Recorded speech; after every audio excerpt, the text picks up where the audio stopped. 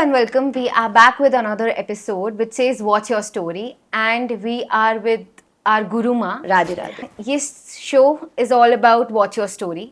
तो सबसे पहले हम आपकी स्टोरी से स्टार्ट करेंगे। आपने कहाँ आपकी परवरिश थी, एंड मेरे को पता है चंडीगढ़ से राधा रमन का सफ़र कैसे आपने तय किया? आई थिंक ये एक बहुत ही फिनोमिनल जर्नी रही है, और इसको कोई भी चीज़ जो आप एक्स्ट्रा ऑर्डिनरी अपनी लाइफ में अनुभव करते हैं वो कभी भी आप बता नहीं पाते।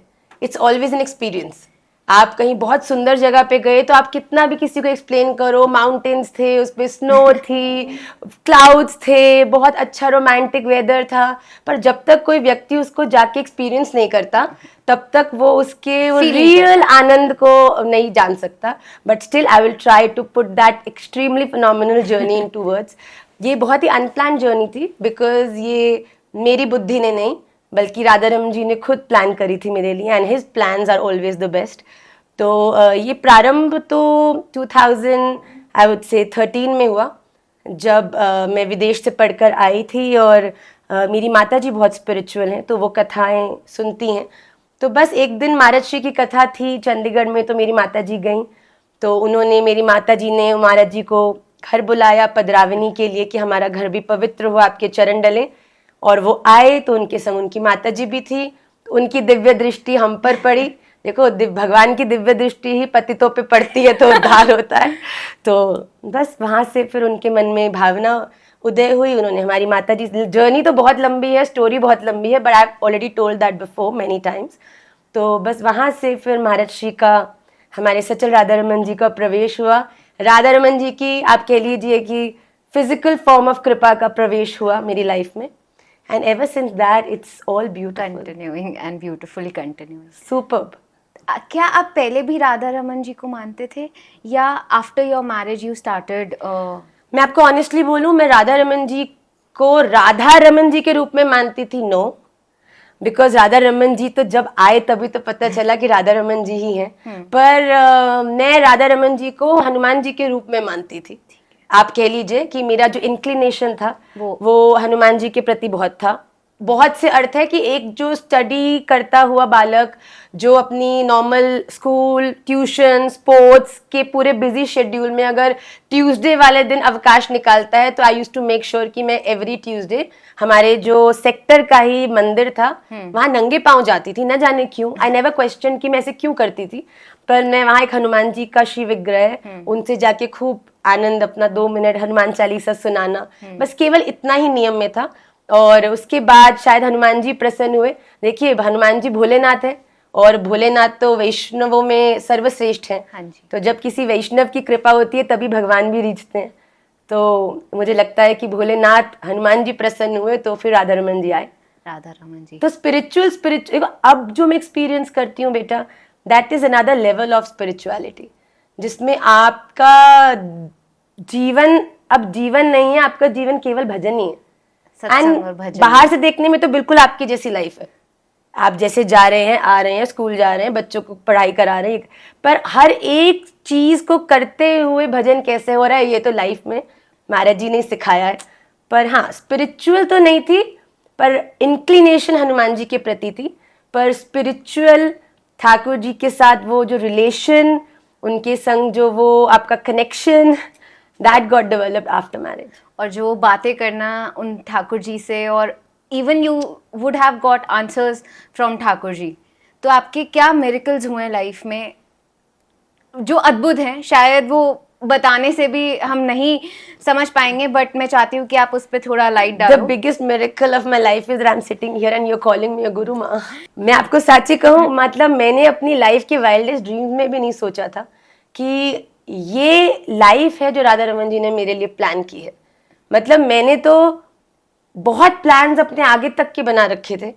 मैं coming back from a business family, studying in Oxford, coming back and then have plans to do internship in New York, everything settled, tickets done, stay done, everything check and then the biggest check comes into your life, जी भैया come back।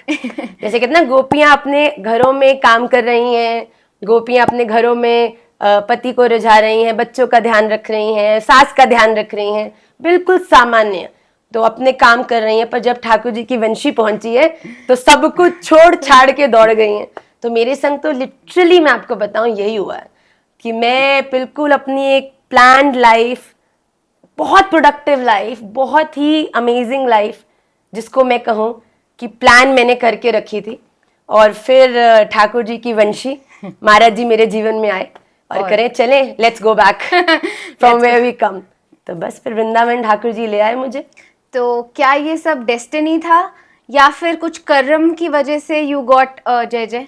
देखिए, दो चीजें हैं ये, very important to understand, karma and destiny. ये बड़ा popularly we use these words, but what do they mean? Destiny हम कहते हैं कि ये पहले से लिखित होती है, पर पहले से भी वही लिखा होता है जो आपने अपने कर्मों के अनुसार किया। डेस्टिनी क्या बनाता है? भगवान नहीं बनाते आपकी डेस्टिनी।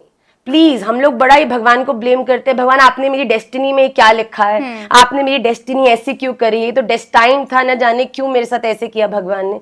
पर भगवान से बड़ा समत्व, समत्व मीन्स इक्वल, इस दुनिया में कोई नहीं है। भगवान एक आस्तिक के लिए भी उतने ही हैं जितने एक नास्तिक के लिए।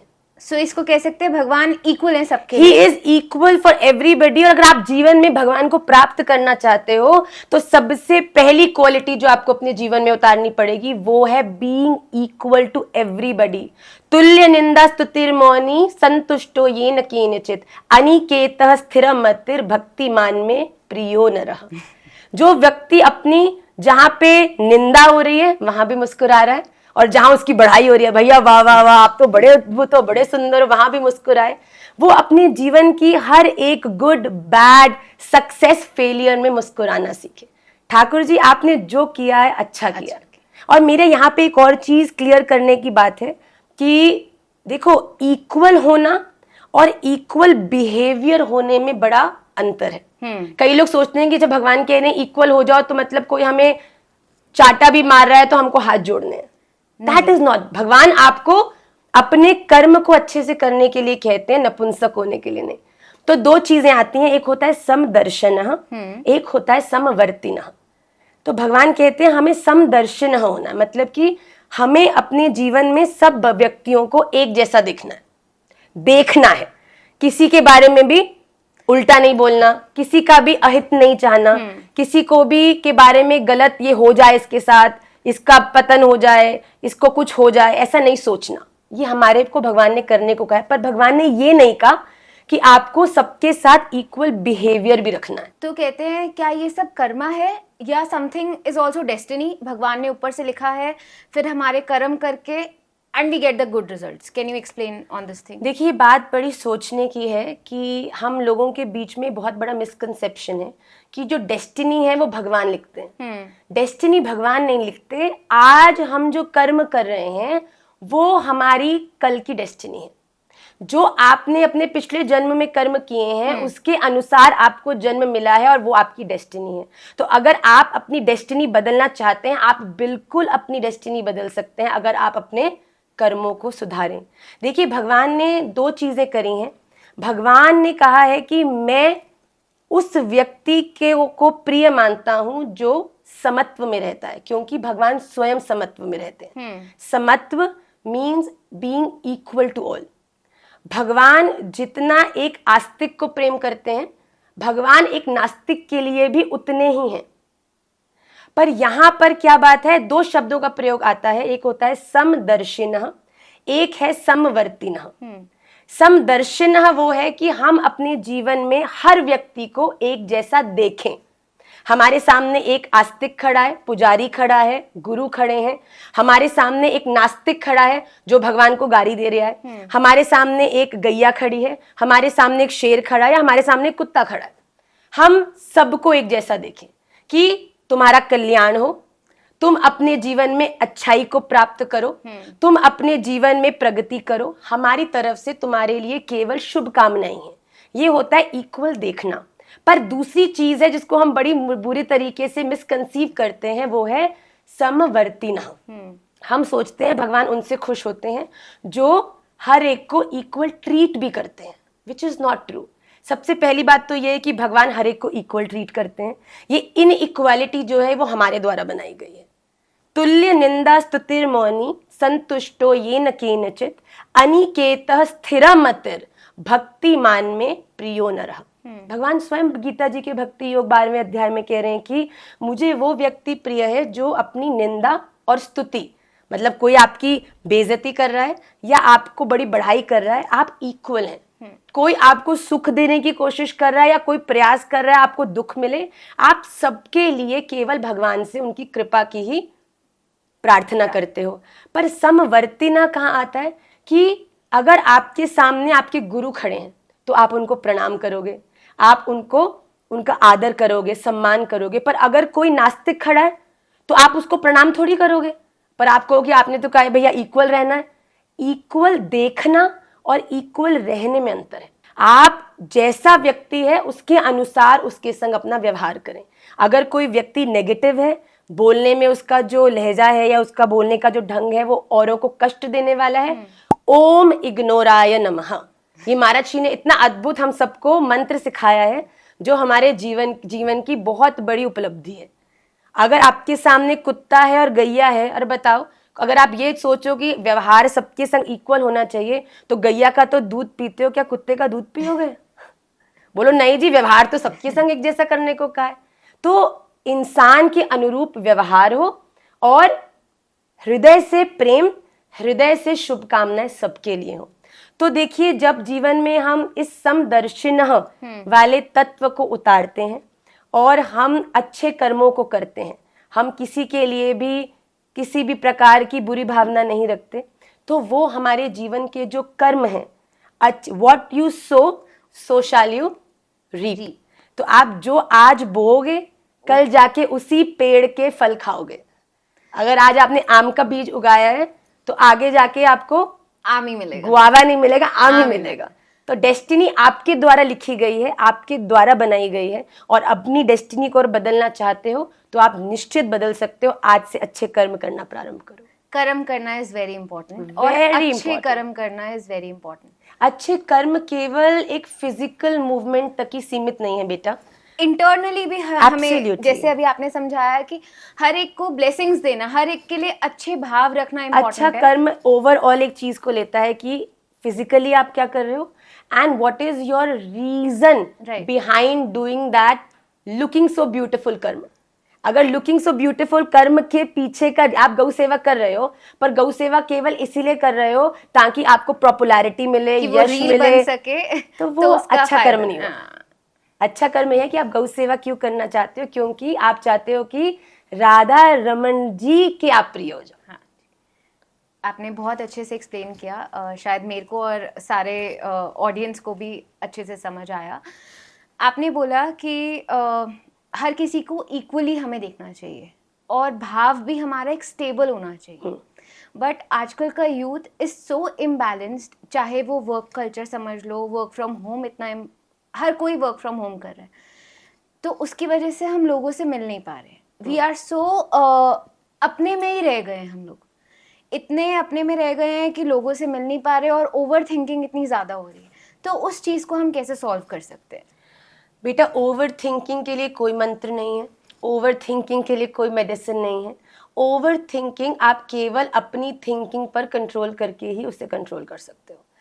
आप ओवर थिंक कर रहे हो बिकॉज आपके पास फ्री टाइम है, and how you can avoid that over thinking? Please get busy, do something productive. बाहर जाके प्रोडक्टिव नहीं करना भैया, घर में इतने कार्य होते हैं। अगर आप फैमिली के संग रहते हो, चाहे फैमिली के संग नहीं रहते, हर एक व्यक्ति के निजी जीवन में इतने काम। ओवर थिंकिंग केवल उन लोगों के जीवन का एक वाइटल पार्ट है जो अपने जीवन में कुछ नहीं कर रहे, जो अपने जीवन में 3-4 चीजों से, वो जोंक होती है ना, जोंक आपने देखा एक इंसेक्ट होता है जो चिपक जाए और तो चूस कर ही छोड़ता है, ऐसे छोड़ता नहीं है उसको। लाइक लिटरली गरम किसी चमचे से निकालना पड़ता है, गरम पानी से निकालना पड़ता है। तो हम भी ना उस जोंक की तरह अपने जीवन में कुछ लोगों से, कुछ चीजों से ऐसे जुड़ गए हैं कि अगर वो चीज हमसे थोड़ी सी भी अलग होती है, depression, over thinking, unpeaceful mind and heart, और ये हम पे ऐसे ओवर पावर कर जाता है कि हमारा सेल्फ कंट्रोल ही जीरो हो जाता है।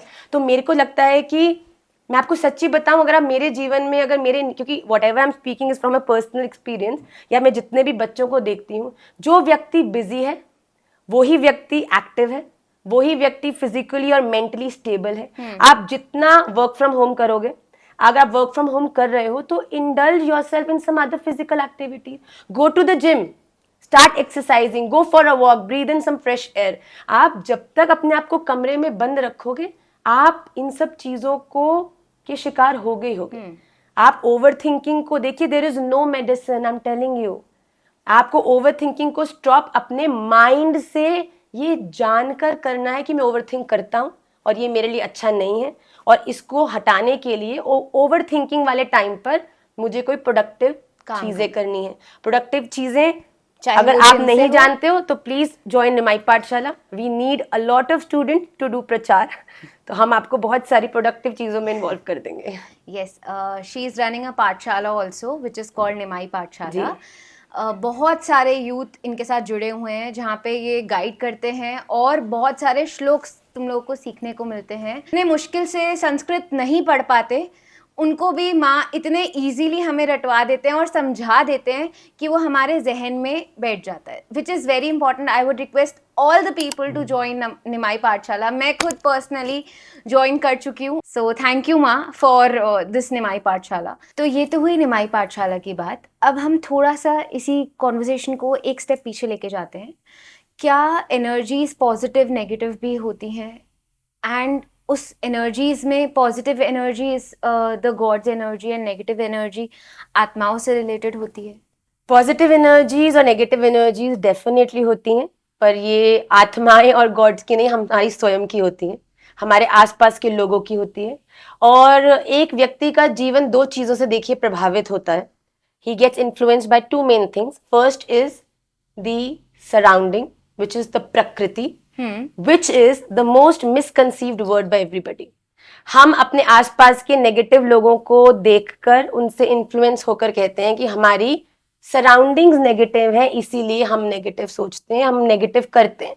पर एक्चुअल में सराउंडिंग और प्रकृति वो नहीं होती जो आपके आसपास के लोग हैं। सराउंडिंग्स और प्रकृति शास्त्रों में, भगवत गीता में भगवान ने कहा है, वो होती है जो आपके द्वारा चुने गए लोग जो आपको इन्फ्लुएंस कर सकते हैं, उनकी वाइब्रेशन है। फॉर एग्जाम्पल, मैं अगर एक ऐसे घर में हूं जो आसपास कोई भी जिसको भक्ति को एंटरटेन नहीं करता, कोई भी आस्तिक नहीं है, ऐसे घर में रहकर मैं कहूं कि मुझसे भक्ति नहीं होती क्योंकि मेरे आसपास सराउंडिंग नेगेटिव है, ये हमारा बहुत ही रॉन्ग आंसर और कंसेप्शन है। अगर उसी घर में रहते हुए आपने अपनी सराउंडिंग को निमाई पाठशाला बनाया है, सराउंडिंग को गुरुदेव बनाया है, सराउंडिंग को श्री धाम वृंदावन बनाया है, और सराउंडिंग के सेंटर को श्री राधा रमन लाल बनाया है, तो आप इस दुनिया की बड़ी से बड़ी नेगेटिव जगह में भी चले जाओगे पर आपकी पॉजिटिविटी कभी आपसे अलग नहीं होगी। तो ये दो चीजें जो हैं, जो इंटर रिलेटेड हैं, वो है आपकी सराउंडिंग और सेकंड आपका बिहेवियर, स्वभाव। तो आपकी जो सराउंडिंग और प्रकृति है वो आपके बिहेवियर को इन्फ्लुएंस करती है। तभी आपने देखा ना कि कई लोग बहुत ही अग्रेसिव होते हैं, बड़े नेगेटिव होते हैं, उनके आते ही आपको बड़ी ऑरा उनका बड़ा विचित्र लगता है। और यहीं उसी दूसरी ओर अगर गुरुदेव आ जाए, आप राधा रमन जी के पास पहुंच जाओ, वृंदावन आओ, तो सारी वाइब्रेशन पॉजिटिव, लोग नाच रहे हैं, आपको पॉजिटिव अच्छा लगने लग जाता है। You smile for no reason. ये क्यों है? क्योंकि आपने अपनी प्रकृति का चुनाव किया है डेलिब्रेटली। आज मैं इन भैया से इन्फ्लुएंस्ड हूं और जैसे ये हैं वैसी मैं बन जाऊंगी, पर आज ये मेरे आसपास है, डजंट मैटर, पर मैं इन्फ्लुएंस अपने गुरु महाराज से हूं, तो उनकी वाइब्रेशंस जो है वो हमेशा मुझे गेट गोइंग रखेंगी। तो आपकी प्रकृति के कारण आपका स्वभाव। अब आपने जो कहा ना पॉजिटिव एंड नेगेटिव एनर्जीज, ये व्यक्ति में से क्यों आती हैं? क्योंकि वो उस तरह की प्रकृति में रहता है जिसका चुनाव उसने खुद किया। तो हम obviously we can change our prakriti also, we can absolutely. साधु संग, श्री आप किन लोगों के साथ आपका उठना बैठना है, आपकी सोच। देखिए, एक वही व्यक्ति है जो जब जीवन में दुखी होगा, जीवन में ब्रेकअप से गुजरेगा, जीवन में बड़ा डिमोटिवेट होगा, तो उसका दोस्त उसे पब में ले जाकर अल्कोहल पिलाएगा और कहेगा भैया तू आनंद हो जाओ। हम्म। और यही एक दोस्त होगा जो आपके जीवन में हुई सेम चीजें ही होगी, पर आपको श्रीधाम वृंदावन जा रहे, कहाँ है दुनिया के प्यार चपाड़ में पड़ रहे हैं यारा, चलाते को परम प्रेम का अनुभव कराऊं, वो उसको वृंदावन ले जाएगा। तो आपके जीवन में सबसे पहले किसी चीज का असर अगर आप पर पड़ता है तो वो आपकी एसोसिएशन है। जैसे लोग, जैसा देश वैसा भी। हाँ, वृंदावन के तो राधा रानी ने स्वयं अपने हाथों से एक एक पत्ते पर लिखा है कि त्यजियो हरि विमुखन को संग, कि इस दुनिया में आप बड़े से बड़ी गलती कर दो, आप, राधा रमन जी कहते हैं मैं संभाल लूंगा, मैं तुझे स्वीकार कर लूंगा, पर भगवान कहते हैं एक चीज है कि अगर तूने करी तो कोई भी तुझे बचा नहीं सकता, मैं खुद भी तुझे नहीं बचा सकता अगर तूने अपना एसोसिएशन गलत चूज कर लिया। अगर तूने किसी हरि विमुख बंदे का संग कर लिया तो वो तेरी प्रकृति बनेगा और कहीं ना कहीं उसका प्रभाव तुझ में भी आएगा और तू वैसा अपने ही जीवन को, अपने पथ से भ्रमित हो जाएगा। तो we have to be very cautious about in positive and negative energies. आज कलयुग में राम और रावण कोई दो अलग व्यक्ति नहीं है। आज के कलयुग में राम रावण दोनों एक ही शरीर के अंदर बड़े आनंद से विद्यमान है। आप जिस भी दोनों में से जिसको फीड करोगे वैसा वो स्ट्रोंगर होगा, वो ज्यादा दिखेगा। ऐसा नहीं है कि कोई व्यक्ति अगर साधु है या गुरु है उसको गुस्सा नहीं आता, भैया है तो शरीर के अंदर ही रहे, तो इस दुनिया में ही रहे हैं, परिवार में ही रहे हैं, संसार में ही रहे हैं। पर आपको ये रियलाइज होगा कि जो व्यक्ति के जीवन में राम ज्यादा प्रबल है ना, वो छोटी छोटी बातों पे दरवाजे नहीं पीटते, छोटी छोटी बातों पे घर के वास नहीं तोड़ते। वो जानते हैं भैया चुप कर, चुप होने में ठीक है, ये तो पागल हो चुका है, इसके साथ माथा मारने में कोई फायदा तो है नहीं, जब शांत हो जाएगा तब बात करेंगे। तो ये विवेक आपका जीवन में आ जाता है। थोड़ा सा इसको रिकैप करते हैं हम। अगर हमें अगर हमारे शरीर के अंदर या पॉजिटिव ज्यादा है तो पॉजिटिविटी को ही टैप करना चाहिए और उसको आगे लेके बढ़ना चाहिए। बिल्कुल, आपके घड़ी में हर व्यक्ति के 24 ही घंटे हैं। अभी आप पे निर्भर करता है कि 24 में से आप 12 भूतों जैसा जी रहे हो और 12 भगवान जैसा जी रहे हो, तो कभी कभी 50-50 रहोगे आप, sometimes this side sometimes that side. पर जैसे आपके जीवन में 70 भी राम वाला आ गया ना, राधा रमन जी अपने आप आपके जीवन में ऐसी ऐसी जगह पे खड़े हो जाएंगे कि आप सच में माथा सोचते रह जाओगे कि ये हुआ कैसे, होता है हमारे साथ। अगर आप कह रहे हो होता है आपके साथ, तो आप प्लीज एक्सप्लेन करो आपके साथ क्या हुआ, क्या एक्सपीरियंस था वो, क्योंकि तभी लोगों को ज्यादा ट्रस्ट होगा। और वो एक्सपीरियंस अगर आप अपना बताओगे तो शायद उन लोगों को भी वो हो और उनको पता ही ना हो कि ऐसा होता है, और वो सिर्फ लग रहा है उनको कि जिसके जीवन में राधा रमन लाल है ना उसको बताने की जरूरत ना है कि राधा रमन जी कैसे मैजिशियन है। पर हाँ, ऑफ कोर्स समय समय पर एवरीडे लाइफ में मुझे नहीं लगता मेरे जीवन में कोई भी ऐसा दिन होगा। मैं आपको बताऊं, राधा रमन जी का मैजिक छोटी से छोटी इस बात में है कि इस समय हम बैठे हैं और श्वास ले रहे हैं, बिना किसी योजना के, बिना किसी थॉट प्रोसेस के। देयर इज आज मैं अभी बैठ के आपका नाक बंद कर दो और मुंह बंद कर दो, आपको रियलाइज हो जाएगा कि कितनी वाइटल चीज आप बिना सोचे समझे कर रहे हो भाई। क्या ये उनके अनुभव से कम है?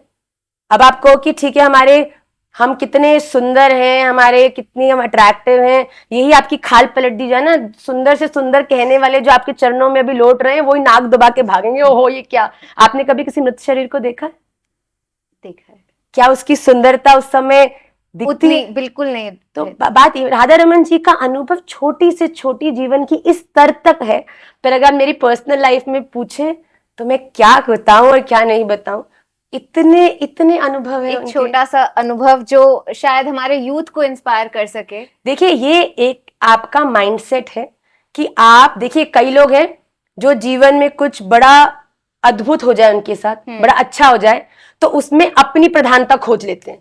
भाई मेरी डेस्टिनी इतनी बढ़िया है, मैंने तो सोचा नहीं था मैं ये ले मुझे मिल जाएगा, तो वो अपने आप को प्रमुखता देते हैं। और कुछ हम जैसे प्रेमी भी है राधा रमन जी के अनुगत्य, उनके नौकर, जो जीवन में छोटी सी भी उपलब्धि होती है ना तो लगता है राधा रमन लाल ये आपने कर कैसे दिया। मैंने तो कोई ऐसा काम नहीं किया। भजन करने की भी कोशिश करते हैं पर माला पकड़ते हैं तो कहीं ना कहीं से संसार घुस ही आता है। तो आप न जाने कहाँ हमसे प्यार कर बैठे हो। देखिए, हमारा प्रेम तो है 2 कौड़ी का। इस संसार के जो लोगों का प्रेम है ना वो बड़ा सेल्फिश है। हर व्यक्ति एक व्यक्ति से प्रेम करता है, क्यों? Because she looks a certain way, चलो लुक्स पे नहीं गए, because she makes me feel the certain way, ये पे फंस गए, या फिर शी इज रिच, या ही इज रिच, या फिर इसके साथ मैं अगर विवाह करूंगी तो मेरे जीवन में इस प्रकार की रोक टोक तो नहीं होगी, इस प्रकार का जीवन तो मुझे मिल ही जाएगा। मतलब हर जगह हम सेल्फ सेंटर्ड है, इसीलिए बार बार ठोकर खाते हैं, बार बार ब्रेकअप में जाते हैं, बार बार डिप्रेशन, पिल्स, एंजाइटी, इस साइकिल में बड़े आनंद से, जैसे जीव बुरे कर्म करके कर्म बंधन में घूम रहा है ना 84 लाख योनियों में, वैसे हम लोग ये new new love, new new breakup and then sometimes sad tune and then again a new love, इस साइकिल में घूम रहे हैं।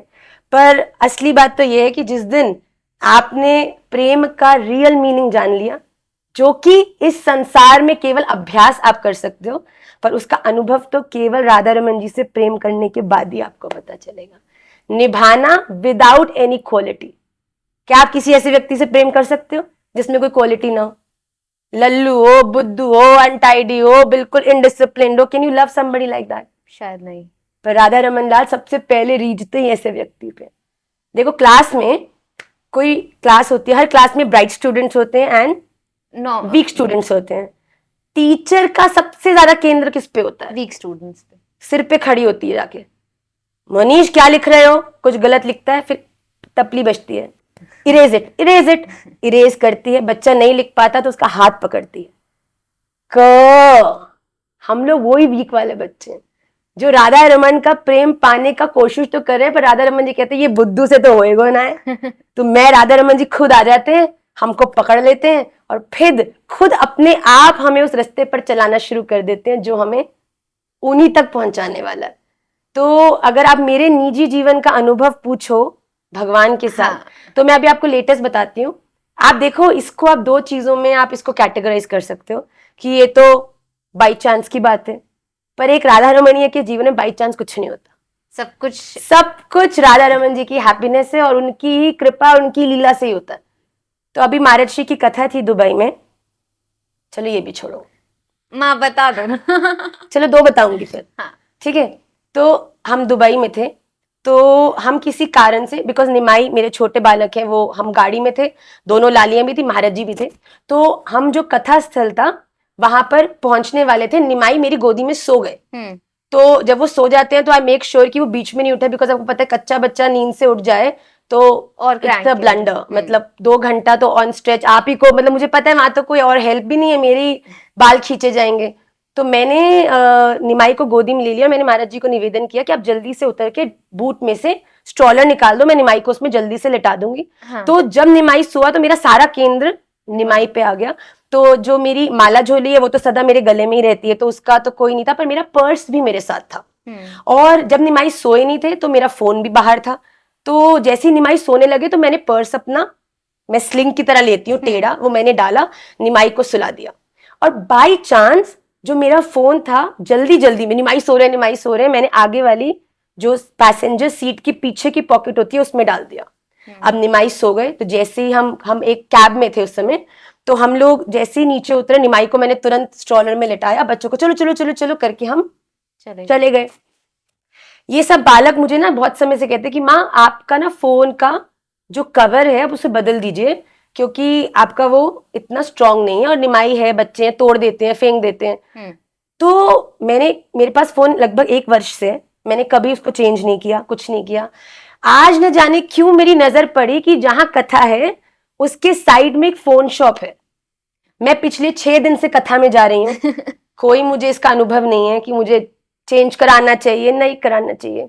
आज कथा में महाराज जी आगे निकल गए हैं, मुझे ध्यान में आया कि वो कवर बच्चे इतनी बार मुझे कह चुके पाठशाला के, तो मैं एक बार देख लेती हूँ, 2 मिनट लगेंगे, महाराज जब तक बैठेंगे पूजन वूजन होगा तो मैं ले आती हूँ, तो ऐसे तो टाइम मिलेगा नहीं। आज निमाई भी सो गए। तो आप देखिए, उसी दिन मैंने इन बच्चों को बताया कि बेटा इतनी लीला हुई। मैं पता नहीं क्यों उस शॉप पे चली गई। पहली बार महाराज जी को बोला आप जाओ कथा में, मैं लेकर आ रही हूँ। I open my purse, no phone.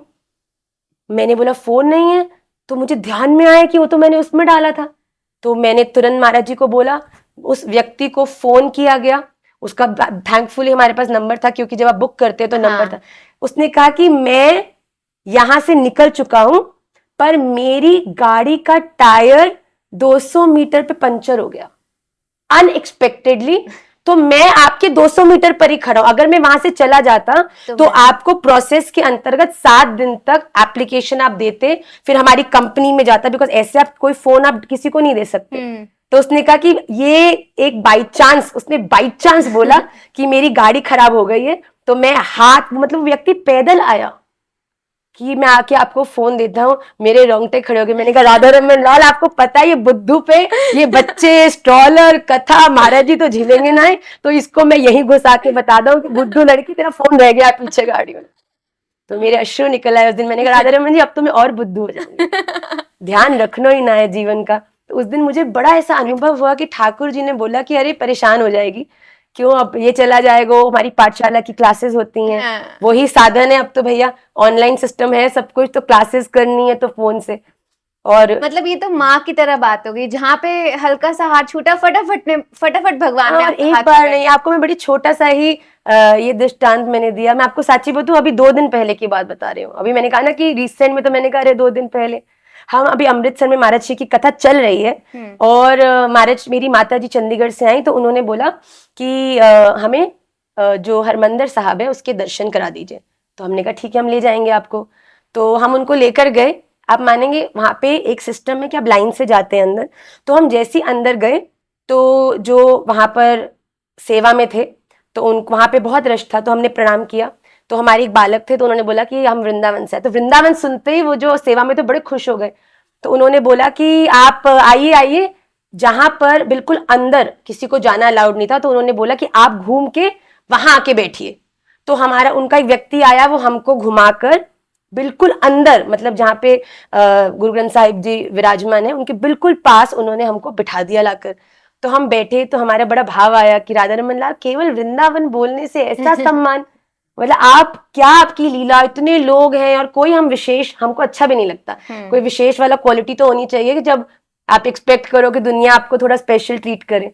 पर केवल वृंदावन सुन के वो ऐसे अंदर बिठाया उन्होंने। ये सब बालक संघ में थे, साक्षी हैं। तो हम बिल्कुल अंदर जाके बैठ गए। तो हम बैठे हैं बेटा, और मन में भाव आ रहा है, माला कर रहे हैं, बड़ा आनंद हो रहा है। जहां से एंट्री होती है पूरा घूम के यहाँ पे हम आके बैठे, और यहाँ से एग्जिट था। मतलब आपको दोबारा एंटर करना तो पूरी लाइन में दोबारा लगना पड़ता। तो हम जैसे ही उठे, हमने प्रणाम किया। तो उससे पहले क्या हुआ, वहां पर हर आधे घंटे में जो फूल का डेकोरेशन है वो चेंज होता है। तो जब हम आके बैठे ना, तो वहां पे बड़े सुंदर गुलाब के फूलों से डेकोरेशन हुआ था। तो मैंने जाती देखा, मैंने कहा राधा रमन लाल, आपने इतना सम्मान, मतलब कोई नहीं बैठा वहां पे हमको आके ना जान ना कोई, हम कभी नहीं गए आप इससे पहले वहां। मैंने कहा राधा रमन जी, आप मेरे मन से ये जो गुलाब के फूल सामने पड़े हैं, ये मैं मन से आपको ऑफर कर रही हूँ, समर्पित कर रही हूँ। फिर मन में ऐसी बात आई कि जब भी राधा रमन जी प्रसन्न होते हैं या मंदिर जाते हैं, तो राधा रमन जी अंदर से भी गुलाब देते हैं हमको। तो मैंने कहा राधा रमन, मैंने तो दे दिया, तो आपकी बारी। तो ऐसी मन में फिर मैंने अपने आप को करेक्ट किया उस समय, रेणुका ऐसे प्रमाण मांग रही है तो पिटाई करेंगे राधा रमन जी तेरी। तो मैं उसी समय अपने भाव को, मैंने कहा राधा रमन जी मैंने दे दिया, अब आपकी जैसी इच्छा। तो मैंने प्रणाम किया, और जैसे ही मैंने प्रणाम करके मैं उठी, तो उन जो सेवक थे उन्होंने मुझे दोबारा बुलाया। तो और वहां पे बहुत मर्यादा है सेवा की, लेडीज की बड़ी वहां पे वो है, तो आप ऐसे कुछ फूल वगैरह ऐसे सामने से किसी को ऐसे दे नहीं सकते। तो उन्होंने मुझे बुलाया, उन्होंने कहा कि माता जी आप ऐसा करिए, दोबारा से घूम के सामने से आई। तो मैंने कहा भाई इतनी लंबी लाइन में दोबारा लगाएंगे, यहाँ पे कथा का टाइम शुरू होने वाला है। तो मैंने उनको बोला जी। तो उन्होंने कहा मैं अपना एक व्यक्ति भेज रहा हूँ, घुमा के आपको सीधा आगे ले आएगा। तो उन्होंने एक व्यक्ति को, लाली को हमारे संग भेजा। वो सब भीड़ को हटाती हटाती, ये सब बालक मेरे साथ थे, मुझे दोबारा आगे बुलाया, जहां से प्रणाम आगे से होता है, जहां सारी भीड़ प्रणाम करती है। तो मैं आगे से आई। उन्होंने, ये सब साक्षी बैठे, मैं कोई ऐसी बात नहीं कर रही, आप चाहोगे तो मैं दिखा भी दूंगी, कि जैसे ही मैं घूम कर वापस सामने आई, मैंने प्रणाम किया, और गुलाब की माला उन्होंने वहां के तौलिए में ऊपर रख के मुझे कहा ये आपके लिए। वाह! अरे मेरे आश्चर्य कि वो माला दे रहे हैं, मेरे आंसू नहीं रुक रहे हैं। उसके बाद फिर मैं, उसके बाद प्रणाम करके राधा रमन जी आप, अरे हम तो मन ही मन करते हैं, वो खुल्लम खुल्ला बोलते हैं मेरी है भैया, तो चिंता मत करें। आगे क्या हुआ, बड़ी बात सुनिए, कि उसके बाद जब फूल की माला मुझे मिल गई, तो मैं तो बिल्कुल ठाकुर जी के उस भाव में बिल्कुल क्रेजी हो गई। तो मैंने कहा ठाकुर जी मैं क्या करूं, आप कहाँ कहाँ से आप आ जाते हो। तो बेटा वो मैं फर्स्ट फ्लोर पे गई ऊपर, ये लोग मुझे ऊपर ले गए कि मैया ऊपर से भी दर्शन होते हैं। हाँ। तो मैंने कहा हाँ हम ऊपर से भी दर्शन करेंगे, और मेरे आश्चर्य की सीमा की कोई हद नहीं थी। मैं ऊपर गई, मैंने ऊपर से दर्शन किए, और गुरु ग्रंथ साहिब जहाँ रखी थी उसके आगे जो फूल का डेकोरेशन हुआ था उसमें राधा रमन जी का नेत्र था। Can you believe it? क्या हुआ? अरे आप लीला का आनंद लो। जब वो फूल का डेकोरेशन देखा ऊपर से, अदरवाइज पहले उन्होंने पूरा डेकोरेट किया हुआ था फूल से, ऐसे एक फूल बनाया हुआ है, गुलदस्ते रखे हैं, उसके बाद इनको मैंने दिखाया केवल बाउंड्री और बीच और में ऐसा नेत्र। नेत्र। और मैंने कहा वाह राधा जी कहाँ ढूंढ रहे हैं, यहीं तो बैठा हूं मैं। तो वो एक लीला अभी 2 दिन पहले की। तो जब आप राधा रमणीय हो जाते हो ना, जब आप तो हो ही जाते हो, जब राधा रमन जी आपको राधा रमणीय मान लेते हैं, तो तब हर कण आपके कण जीवन में कण कण में सामने खड़े हो जाते हैं बेटा। मैंने कहा ना, मैंने और कितने दृष्टांत है। अभी हम लोग कहीं विदेश गए हुए थे। I lost my wallet, I lost my phone, both the things are lost. I don't know how. एक जगह में बच्चों की भड़बड़ में जहां रुके थे वहीं छोड़ आई, उसके बाद एक जगह वॉलेट मेरा गुम हो गया, और इनको मैंने बोला, एक्चुअली उस फोन के अंदर, वो मेरा मेन फोन नहीं था, जो मेरी क्लास की रिकॉर्डिंग्स करते हैं वो वाला फोन था। तो मैंने बोला, हम गोपी गीत रिकॉर्ड कर रहे थे, तो मैंने बोला बेटा जो हमारी 15-20 दिन की मेहनत थी वो डाउन द ड्रेन गई। राधा रमन जी कह रहे तुमने अच्छे से एक्सप्लेन किया नहीं है अभी, और बेटर करो, मैंने फोन हटा दिया है, तुम दोबारा रिकॉर्ड करो। बच्चे कहते माँ अच्छा। मैंने कहा राधा रमन जी की जैसी इच्छा। तो बिल्कुल आनंद से, कोई हृदय में शोक नहीं हुआ। अरे घुमाए तो किसी कारण से घुमाए, देखिए। और मेरे बिल महाराज जी भी जानते हैं, बिल्कुल आनंद, ठीक है जो इच्छा। लास्ट डे वो ही बैग जिसमें हम 20 बार मैं और कम से कम 50 बार महाराज जी खोज चुके थे मेरे वॉलेट को। तो लास्ट दिन हम लोगों ने वो बैग खोला, और उसमें था, कैन यू बिलीव, उसमें तो था, उसमें सबसे ऊपर था। It is unbelievable. मैंने अपनी बेटियों को निवेदन किया कि बच्चों तुमने के रखा है ना, तुमने बैग बुक में डाल लिया होगा, मेरी 2 लालियां भी हैं। तो उन्होंने बोला मम्मी राधा रमन प्रॉमिस। उनके लिए राधा रमन प्रॉमिस मतलब पराकाष्ठा, हमने नहीं रखा। और मैंने महाराज जी को दिखाया, महाराज जी कहते हैं दंडवत है भैया तुमको भी। और एक और बताऊं, फोन भी मिल गया। कैसे? महाराज जी एवरीडे मॉर्निंग में मेडिसिन खाते हैं, तो खाते एवरीडे, जिस बैग से जिस स्थान से निकालते हैं वो भी एवरीडे खुलता है। पर उसी दिन जिस दिन वॉलेट मिला, बैग खोला, तो उसमें से जहां मेडिसिन का पाउच होता है वो खोला। और अभी तो मैं वॉलेट की खुशी मना रही थी कि राधा रमन जी आपने फिर दिखा दिया। आप वॉलेट की खुशी नहीं थी, कुछ चला गया और फिर राधा रमन जी ने उसको वापस मिलाया। उसकी उनकी कृपा का अनुभव की जो आनंद था वो था। महाराज जी ने बोला देखो तुम्हें वॉलेट तो भगवान ने मिल लिया, ये लो तुम्हारा फोन। मैं तो, हम तीनों, मैं मेरी लालियां सिर पकड़ के बैठे रहे कम से कम आधा घंटा। तो महाराज जी कहते रोज निकालता हूं तब तो दिखा नहीं। महाराज जी की जहां दवाई है उसके पीछे ही लॉक्ड बैग में फोन भी था। तो मैंने इनको फोन किया लास्ट डे, मैंने कहा फोन मिल गया।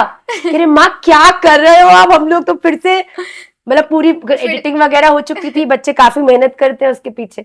तो मैंने कहा, राधा रमन जी ने कहा कि तुमने तो कम अच्छा बोला है, पर इनकी मेहनत बहुत है, तो फिर रख लेता हूँ, ले लो वापस।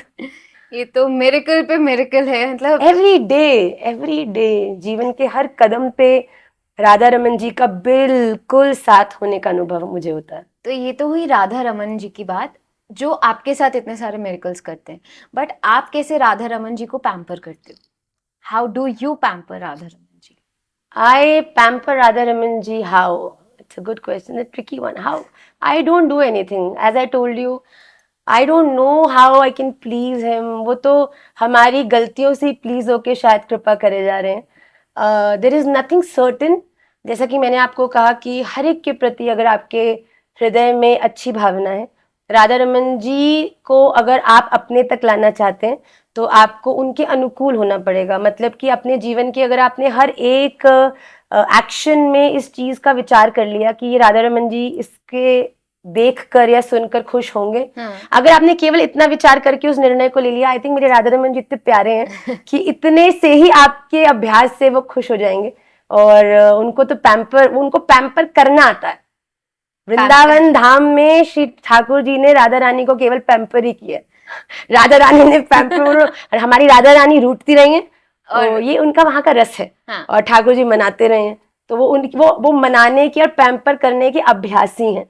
तो पर हम उनको इसी तरीके से क्या पैम्पर करते हैं। श्रृंगार से पैम्पर करते हैं या आपका क्या तरीका है? देखिए प्रेम भाव, जैसे मेरे को लगता है कि मेरे लिए राधा रमन जी, मैं उनको इतना सुंदर सजाती हूँ कि नहीं यहाँ पे भी कुछ होना चाहिए, ये नहीं यहाँ पे भी कुछ होना चाहिए। तो आपका क्या वो भाव है? देखिए भाव तो हर एक का बड़ा पर्सनल होता है। जैसे आपने बोला कि आपको श्रृंगार से लगता है कि मैं इतना अच्छा श्रृंगार करती हूँ तो वो खुश होते होंगे। मुझे ऐसा लगता है कि हर श्वास श्वास में जो राधा रमन जी का स्मरण मुझे ठाकुर जी की कृपा से रहता है कि आज किसी को मुस्कुराने की वजह देने में मैं एक सेकंड की सोच नहीं लगाती। अगर मेरा कुछ करने से तू खुश हो जाएगा ना, तो मैं आगे बढ़कर वो करने को तैयार हूँ। तो आई थिंक जब मैं ऐसा करती हूँ, ऐसा मुझे लगता है कि किसी को स्माइल करा देती हूँ या किसी की हेल्प कर देती हूँ, या राधा रमन जी की तो सेवा हम लोग प्रतिदिन करते ही हैं। और वो तो मैं आपको सच्ची बताऊं, वो तो अपने विकारों को, मैंने कहा ना कि अगर आपके जीवन में आपको ओवर थिंकिंग और एंग्जाइटी से बचना है तो अपने आप को प्रोडक्टिव चीजों में इन्वॉल्व करो। तो मेरे लिए तो जीवन में ठाकुर जी की सेवा और ये सब चीजें, तो अपने आप को डिवाइन चीजों में इन्वॉल्व करना है। पर पैम्परेशन मुझे लगता है मैं इसी से करती हूँ कि मेरे सामने बैठे इतने रूपों में जो राधा रमन जी होते हैं, तो उनको कैसे मैं हेल्प करूं, कैसे मैं उनको उनकी लाइफ को बेटर करूं, उनकी लाइफ को बेटर करूं, कैसे मैं उनको भी राधा रमन जी से जोड़ दूं। आई थिंक आज के समय में ठाकुर जी को प्रसन्न करने का सबसे अद्भुत माध्यम है कि हम ठाकुर जी से उनको भूले हुए वैष्णवों को वापस जोड़ दें। बहुत अच्छा बोला ये। आई थिंक आपने बहुत लोगों को इंस्पायर भी किया है कि इट इज ओके, अभी किसी भी रास्ते में हो, जहां पे भी भटके हुए हो, बस यहाँ पे आ जाओ, तुम्हें अपना राह दिख जाएगा। कहीं पे मत आओ, आप जहां पर हो वहीं पर से बिलीव करो कि there is somebody who is stronger than me, somebody who's more intelligent than me, somebody who knows me better than what I know about my own self, and somebody who's always there to guide me. मुझे कोई guide करेगा, मैं उस guidance की, उस संकेत की wait करूंगी। आई एम टेलिंग यू, हमें आज तक कंफ्यूजन है ही इसलिए क्योंकि हमने भगवान को कंफ्यूजन्स के रूप में ही जाना है। अगर आज मैं बोलती हूँ राधा रमन जी हैं, मुझे गाइड करते हैं, तो राधा रमन जी को आना पड़ता है गाइड करने के लिए। पर मैंने ये मान लिया है कि ठीक है, अगर मेरी मन की बात मानी तो हाँ शायद है ही है भगवान। मैं प्रतिकूलताओं में हूँ, लोगों ने मुझे छोड़ दिया, स्ट्रगल कर रही हूँ, ये भगवान भगू ना कुछ नहीं, ये सब बेवकूफी है, वेस्टेज ऑफ टाइम है। हमने भगवान को ही कंफ्यूजन, जैसे मैंने भगवान को राधा रमन माना ना, इस दुनिया में बहुत से लोगों ने भगवान को कंफ्यूजन माना, तो वो कंफ्यूजन के रूप में आते हैं, तो कंफ्यूजन के रूप में आते हैं तो कंफ्यूज ही रहते हैं। तो अपने इस भाव को अटल कैसे बना सकते हैं? निष्ठा से, अभ्यास से। आप प्रैक्टिस करो। आप जब अर्जुन के से, जब भगवान के, जिनके लिए भगवान भैया सारथी बन गए, ड्राइवर भगवान बने जिस व्यक्ति के लिए, जब वो व्यक्ति कंफ्यूज हो सकता है, उसने कहा कि भगवान मैं तो समझने में ही मुझे समझ नहीं आ रहा क्या करूं, क्योंकि चंचलम ही मना करो, आपको जितना मर्जी मैं बोलूं, पर मेरा मन जो है वो इतना अनस्टेबल है कि मैं कोशिश भी करता हूँ, फिर घूम जाता हूँ, फिर कहीं मैं फ्लो कर जाता हूँ। तो भगवान क्या कहते हैं कि असंशयम महाबाहो मनो दुर्निग्रहम चलम अभ्यासेन तु कौन्तेय। भगवान कहते हैं कि जब तक तुम इस चीज की प्रैक्टिस नहीं करोगे ना कि मैं हूं, राधा रमन जी इज गाइडिंग मी। आज मैं स्ट्रगल भी कर रही हूँ, ये स्ट्रगल मुझे कहीं ना कहीं या तो किसी की असलियत दिखाने वाली है, या ये स्ट्रगल मुझे आगे जीवन में आने वाली स्ट्रगल से बचाने वाली है, ये मुझे कोई लेसन टीच करने वाली है। जब तक आप अपनी स्ट्रगल्स को भी कृपा नहीं मानोगे ना, तब तक अनुभव करना बड़ा मुश्किल है। आपने जिस दिन ठान लिया, अरे भगवान का तो अनुभव लोगों ने चलते हुए रोड पे पड़े हुए छोटे से कंकड़ में भी किया, अब बताओ भगवान बैकुंठ और क्षीरसागर छोड़ के रोड के पत्थरों टंकरों में बैठे होंगे क्या? पर मैंने मान लिया तो भगवान को होना ही पड़ेगा उसमें। भगवत गीता का बड़ा सुंदर श्लोक है, ये यथा माम प्रपद्यन्ते तांस तथैव भजाम्यहम् मम वर्तमानुवर्तन्ते मनुष्यः पार्थ सर्वशः। आपने मुझे जो माना, मैं वो ही रूप में आपके पास आऊंगा। आप कंफ्यूजन मानोगे तो कंफ्यूज इतना कंफ्यूज करूंगा, तुम्हें इतना कंफ्यूज करूंगा कि माथा तुम्हारा दुर्द रह जाएगा। पर जिस दिन तुमने मान लिया, कुछ भी मान लो भैया, कुछ भी मान लो, मैं नहीं कहती राधा रमन ही मानो, आप कहोगे आप राधा रमन जी का प्रचार कर रहे हो, पर बेटे मानोगे तो एक दिन तुम भी देखना, अभी मानोगे या बाद में, वो राधा रमन जी की जैसी इच्छा। इसको हम मैनिफेस्टेशन भी बोल सकते हैं क्या? बिल्कुल। जैसा सोचते हैं वैसा ही आता है। बिल्कुल, जैसा कि मैंने पहले भी कहा कि आप जिस चीज, आपको एक स्टोरी सुनाती हूँ, बहुत सुंदर स्टोरी है, इस मैनिफेस्टेशन से एकदम से मुझे नॉक करी कि एक बार एक साइंटिस्ट ने, नॉट अ साइंटिस्ट एक्चुअली, एक बार क्या हुआ कि एक बहुत बड़ा क्रिमिनल था, उसने बहुत लोगों को मारा था, बड़ा उसकी वांटेड पोस्टर्स लगे थे, पर वो पकड़ में नहीं आ रहा था। तो एक बार पुलिस ने एक ऑपरेशन रखा और उसमें उसको पकड़ लिया। अब जब उसको पकड़ा तब उसको कटघरे में लाया गया। जज ने कहा इसको तो 1 सेकंड में उसका जो निर्णय था सुना दिया कि सजाए मौत। मौत। भैया तुमने इतने गलत गलत काम किए। तो वहां पर कुछ साइंटिस्ट बैठे थे, तो उन साइंटिस्ट ने कहा कि सर हम एक निवेदन करना चाहते हैं, देखो मौत तो आपने इसको दे ही दी है, मतलब ही इज यूजलेस, अब जेल में सड़ के मरेगा, तो हम चाहते हैं कि आप हमको एक अप्रूवल दे दीजिए कि हमने कुछ साइंस में कुछ और क्रिएशंस करी हैं, तो हमें एक्सपेरिमेंट करने के लिए ह्यूमन बॉडी चाहिए, तो ऐसा करो आप ये ह्यूमन बॉडी के रूप में हमको दे दो, जिससे कि मरते मरते तो कुछ कल्याण करेगा ये दुनिया का, ये एक्सपेरिमेंट करेंगे, सक्सेसफुल हुआ तो कितना प्रोग्रेस होगा, नहीं हुआ तो ठीक है, मर तो वैसे भी रहा था ये।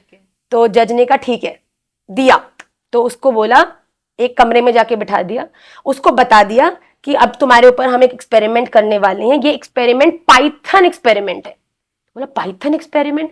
कहा कि हम तुम्हारी आंखें बंद कर देंगे और एक भयंकर पाइथन स्नेक तुम्हें आकर डसेगा, और वो जैसी डसेगा हम देखना चाहते हैं कि उसके डसने के कितने मिनटों में तुम्हारी मौत होती है, उसके हिसाब से हम उसका एंटीडोट बनाएंगे, जिससे कि वो एंटीडोट उससे कम समय में काम करे।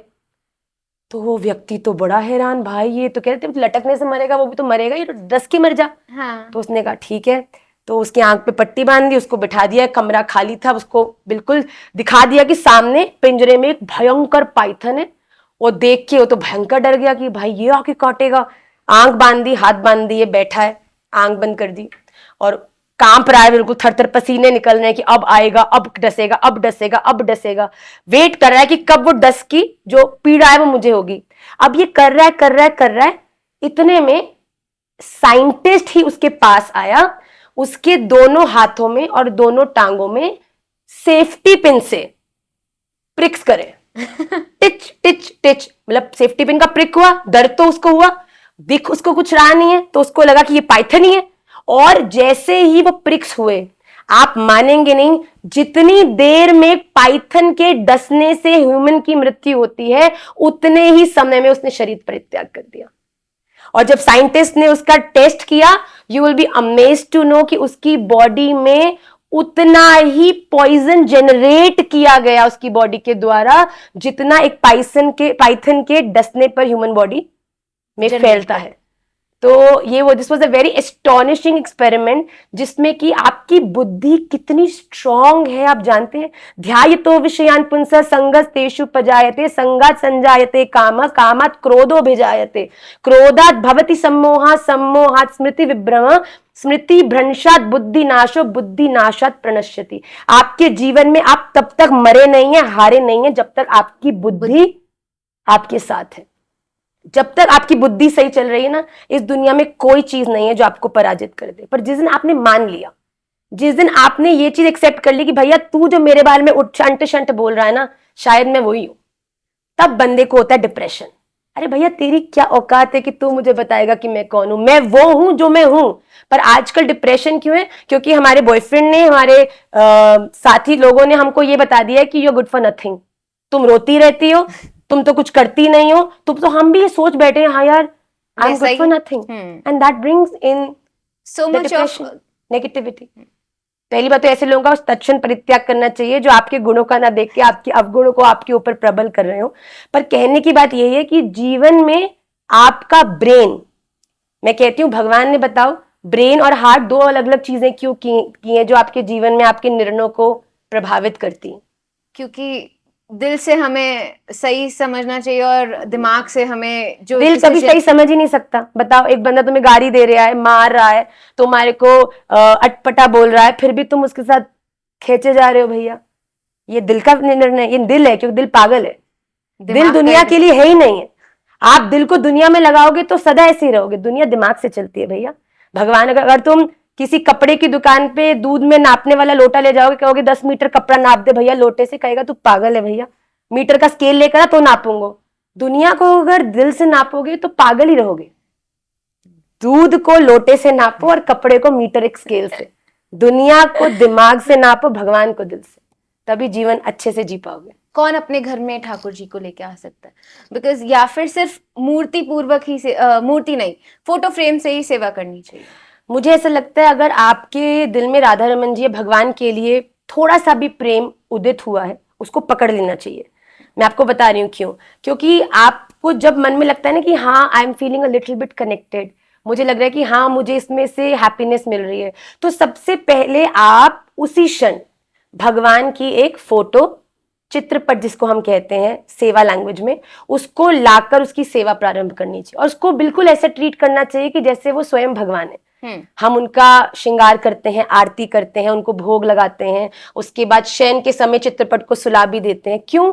क्योंकि ये आपको एक प्रैक्टिस देता है कि भगवान की सेवा कैसे करनी चाहिए। अब बताओ, कोई व्यक्ति पायलट की पढ़ाई करे और पढ़ाई करते ही आप क्या उसको रियल प्लेन उड़ाने को दे देते हो? क्या खुद भी मरेगा और बेचारे जो बैठे हो प्लेन में उनको भी मारेगा।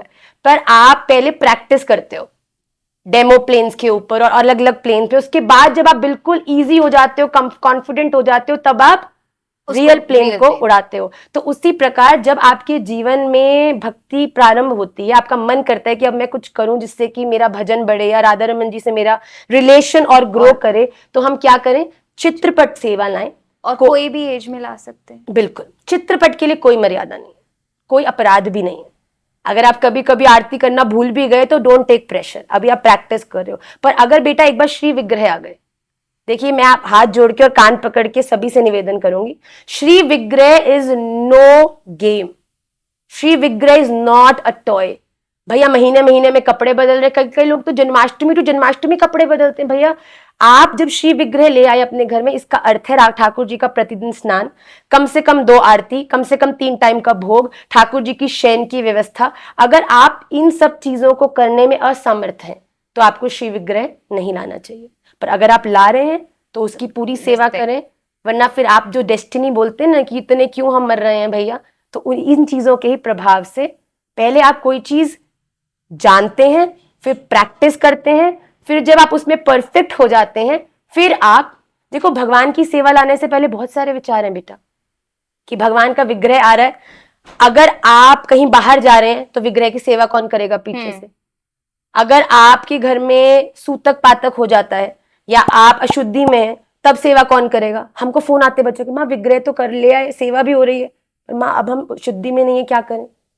हमने कहा अपने बच्चों से कहो, पति से कहो, माँ वो तो भक्त नहीं है। तो मैंने कहा ये विचार, अरे आप किसी से शादी करते हो, माता पिताजी उसका घर देखते हैं, बैंक बैलेंस देखते हैं, आप स्वभाव देखते हो, उसके लुक्स देखते हो, कहाँ रहना है, किस घर में रहना है, कैसे हमें कंफर्ट मिलेगा, कितना उसका पर्चा निकालते हो भैया, प्यार करेगा कि नहीं करेगा, पैसा कितना है, व्यवहार कैसा है, नेचर कैसा है, सब देखते हो कि नहीं? भगवान की सेवा तो हम बिल्कुल, भैया आज हमने कथा सुनी, वाह वाह ठाकुर जी हमारे पास भी होने चाहिए, 200 रुपया दिए, लड्डू गोपाल जी लिया, लड्डू गोपाल जी बेचारे बैठे जन्माष्टमी टू जन्माष्टमी, केवल उनके दर्शन हो पा रहे हैं लोगों को। और जो लोग लड्डू गोपाल जी को हर एक जगह पे ले लेके जाते हैं, क्या ये सही है? देखिए ये बड़ा इंडिविजुअल अप्रोच है। हमारे महाराज श्री तो कहते हैं कि गोपाल जी को इधर से उधर, देखो ये बड़ी विचित्र बात है कि कई लोग अपने गोपाल जी को वृंदावन लाते हैं ठाकुर जी से मिलाने पर वो तो एक ही ठाकुर जी है। जिस दिन जिस व्यक्ति ने अपने मन में इस भेद को कर दिया कि मेरे ठाकुर जी अलग है और राधा रमन जी अलग है, इसका अर्थ है कि उसने भक्ति को भी समझा ही नहीं। राधा रमन जी ही हम सब पर कृपा करने की, हम हर समय तो वृंदावन नहीं हो सकते, एक रूप में लड्डू गोपाल जी के रूप में, तो आपको अपने ठाकुर जी को कहीं ले जाने की जरूरत नहीं है। आपको अगर जा रहे हो आप, तो वही मैं कह रही हूँ, अगर आप सेवा कर रहे हो तो you have to make these arrangements beforehand, कि आप ठाकुर जी की जब नहीं होगे या आपके घर में सूतक होगा, ठाकुर जी कहाँ जाएंगे? कुछ भी नहीं होता तो ठाकुर जी को शयन तो कराना पड़ता है, पर हम व्यवस्था करें ना। जब प्रेम किया, आपका बालक 10 दिन नहीं खाएगा तो आप इजी रहोगे क्या? बिल्कुल नहीं। पूरी व्यवस्था, हम कहीं जाते हैं 3 टाइम का टिफिन हम तो निमाई दादा के लिए करते हैं, हमको मालूम है, बाकी कोई खाए ना खाए, निमाई दादा लंच में ही खाएंगे तब ये खाएंगे, इस व्यवस्था को हम पहले सोच के चलते हैं। तो हमें भी ठाकुर सेवा के लिए आपको बिल्कुल पर्सनल, भक्ति शुरू कहाँ से होती है? जिस दिन आपने ये मान लिया कि मेरे घर में 3 नहीं अब 4 लोग रहते हैं। हाँ, मैं भी ये इसी पे ही आ रही थी। लोग आजकल अपने लड्डू गोपाल के नाम रख रहे हैं, अलग अलग नाम रख रहे हैं, क्या ये सही है? बहुत सुंदर। इसका अर्थ है कि जैसे आप घर में चिंटू बुलाते हो, मुन्नी बुलाते हो, माता पिता को बुलाते हो, अब आपने राधा रमन जी को भी अपने घर का एक सदस्य मानकर उनका नामकरण किया। बहुत सुंदर बात है। ठीक है। और क्या उनका बर्थडे भी मनाना चाहिए और जन्माष्टमी भी मनाना चाहिए, जबरदस्त तरीके से, या फिर जिस दिन हम लेके आए हैं उस दिन मनाना चाहिए? ठाकुर जी के हर छोटे से छोटे उत्सव को भी बिल्कुल विस्तृत मनाना चाहिए। मैं तो कहती हूँ मौका ढूंढो, याद रखो ठाकुर जी को पहली बार कब तुमने स्मरण में आया कि तुम्हें ठाकुर जी से प्रेम है, उस दिन को भी मनाओ। किस दिन ठाकुर जी को तुम लाए उस दिन को भी मनाओ। ठाकुर जी का जन्माष्टमी, राधा अष्टमी, जितने भी प्रमुख उत्सव है सबको मनाना चाहिए। हम तो हमारे प्रिय रमन जी का पाटोत्सव भी मनाते हैं। जब प्रिय रमन जी आए, जन्माष्टमी तो अलग से मनाते ही हैं, हम तीज भी मनाते हैं, हम प्रागट्य उत्सव भी मनाते हैं। हम हर उत्सव को ठाकुर जी का वास्तविक रूप में तो ये ही सेलिब्रेशन है हमारी लाइफ के। ये लोगों की शादियों में हम खाते पीते हैं, बर्थडे पार्टीज में जाते हैं ना, दीज आर तो very you can say social celebrations. आप जाते हो, खाया पे, क्या मिला आपको बताओ? आप गए, एंजॉयमेंट कितनी देर की? 1 घंटे की। उसमें भी आपकी जाते हुए किसी ने कह दिया you are not looking that great today, बताओ। बस मूड खराब। हाँ, तो देखो ये सेलिब्रेशन नहीं है ना, आप सेलिब्रेट नहीं कर रहे हो, आप किसी जगह पर जा रहे हो हैप्पीनेस को ढूंढने, शायद कि यहां मैं जाऊंगी तो मुझे खुशी मिलेगी, लोग अप्रिशिएट करेंगे, पर वही यहाँ जहाँ के उल्टी चीज हो गई तो वहीं जाके गई क्यों? तुम्हें जाना ही नहीं चाहिए था। ये गधे लोगों को, मैंने आजकल इन लोगों से बात ही नहीं करनी।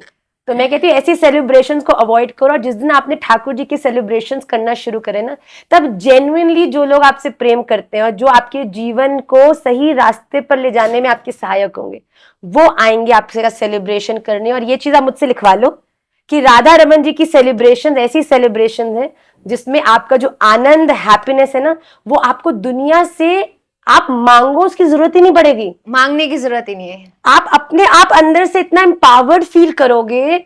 मतलब मैं आपको क्या बताऊं, अभी ठाकुर जी का आम्र उत्सव, बिकॉज सब जगह हो रहा है क्योंकि mango is a very popular king of all the fruits, तो हम ठाकुर जी को भी अर्पित करते हैं।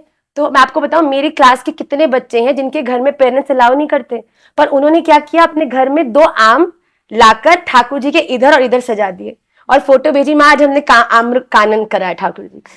अरे ठाकुर जी ऐसे आनंदित हो, बड़ा छोटा फर्क नहीं पड़ता।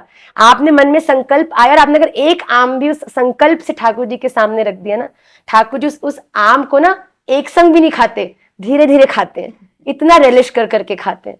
तो आप ठाकुर जी से जुड़े हर सेलिब्रेशन को अपनी यथाशक्ति बड़े से बड़ा करो। माँ, अभी आपने मेंशन किया था सूतक, क्या सूतक इज पीरियड्स?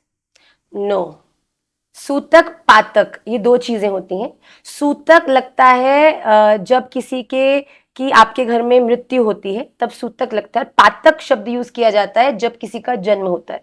ये दोनों टाइम ही ऐसे होते हैं जब घर में कुछ समय के लिए सेवा आदि बंद की जाती है। नॉर्मली सूतक में हर एक प्रांत का अपने अपने हिसाब से होता है, पर जिस दिन शुद्धि होती है, जैसे कि किसी की मृत्यु हुई, उसके लगभग 13 दिन तक आपके घर में जो सूतक का प्रभाव रहता है, और उसके बाद फिर यज्ञ आदि कर जब शुद्धि हो जाती है, स्नान हो जाता है, तो उसके बाद सेवा को दोबारा प्रारंभ किया जाता है। तब ये सूतक और पातक बेटा दोनों ही चीजें ऐसी होती हैं कि जब तक घर में शुद्धि नहीं होती तब तक मंदिर में किसी भी प्रकार की ग्रंथ सेवा, अर्चा सेवा, विग्रह सेवा किसी भी तरह से नहीं की जाती। केवल एक ही चीज आप उस समय कर सकते हो, वो है महामंत्र, वो भी करमाला के रूप में, तुलसी माला के ऊपर जाप नहीं कर सकते आप।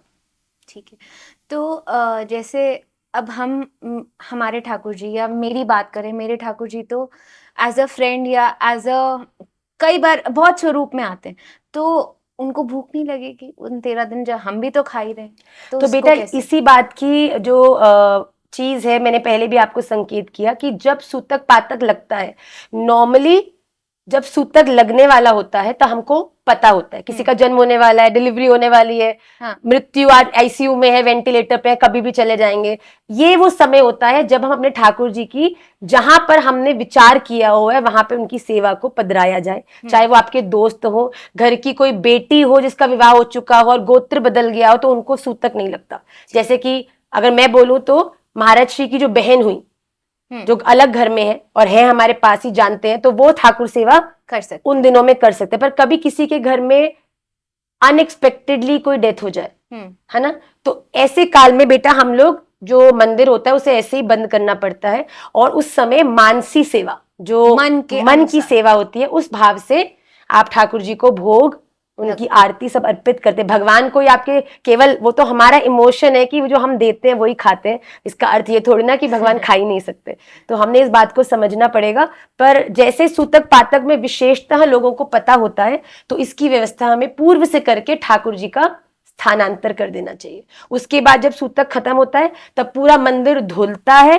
ये ग्रहण में भी होता है बेटा, सूतक पातक ग्रहण में तो मंदिर पूरा धुलाई होता है। उसके बाद फिर ठाकुर जी को वहां पधराया जाता है। और अगर आपके श्री विग्रह जो हैं वो मतलब अष्ट धातु के हैं और जिनका अभिषेक हो सकता है, तो उनका पंचामृत अभिषेक कर ही पुनः सेवा को आपको प्रारंभ करना चाहिए। मतलब ठाकुर जी को पंचामृत से नहला के, दूध, दही, घृत, हनी, शहद और शर्करा, उसके बाद ये पांचों चीजें पहले अलग अलग और उसके बाद एक कटोरी में मिश्रित, इनसे ठाकुर जी का अभिषेक करके फिर आप ठाकुर जी की सेवा को फिर से प्रारंभ कर सकते हैं। और अगर किसी को नहीं दे सकते हम, मतलब कोई नहीं है आसपास, उनको नहीं दे सकते, क्या झारी जल, 3 झारी जल रख के उनको शहन करा? झारी जल, नेक्सो, मेवा भोग। मेवा भोग क्यों? क्योंकि मेवा 2-3 दिनों में खराब नहीं होती।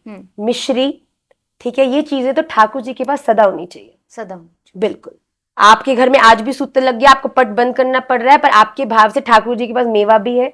ठाकुर जी तो हर समय होना चाहिए ठाकुर जी के पास। एक छोटी सी डिबिया के अंदर आप ठाकुर जी के लिए वो जो भोग है उसको धर के रखो। और ऐसे में जब आपको अनएक्सपेक्टेडली पट बंद करना पड़ रहा है, तो उसके बाद आप मंदिर के भीतर नहीं जा सकते। तो आप क्योंकि सूतक में आ गए हो, उसके बाद आपका मंदिर खुल ही नहीं सकता। पर अगर आपको, जैसा कि मैंने पहले कहा, अगर कोई और नहीं है सेवा करने के लिए बेटा, तो आपको अंततोगत्वा तो पट्टी बंद करना पड़ेगा और उसी भाव से सेवा करनी पड़ेगी।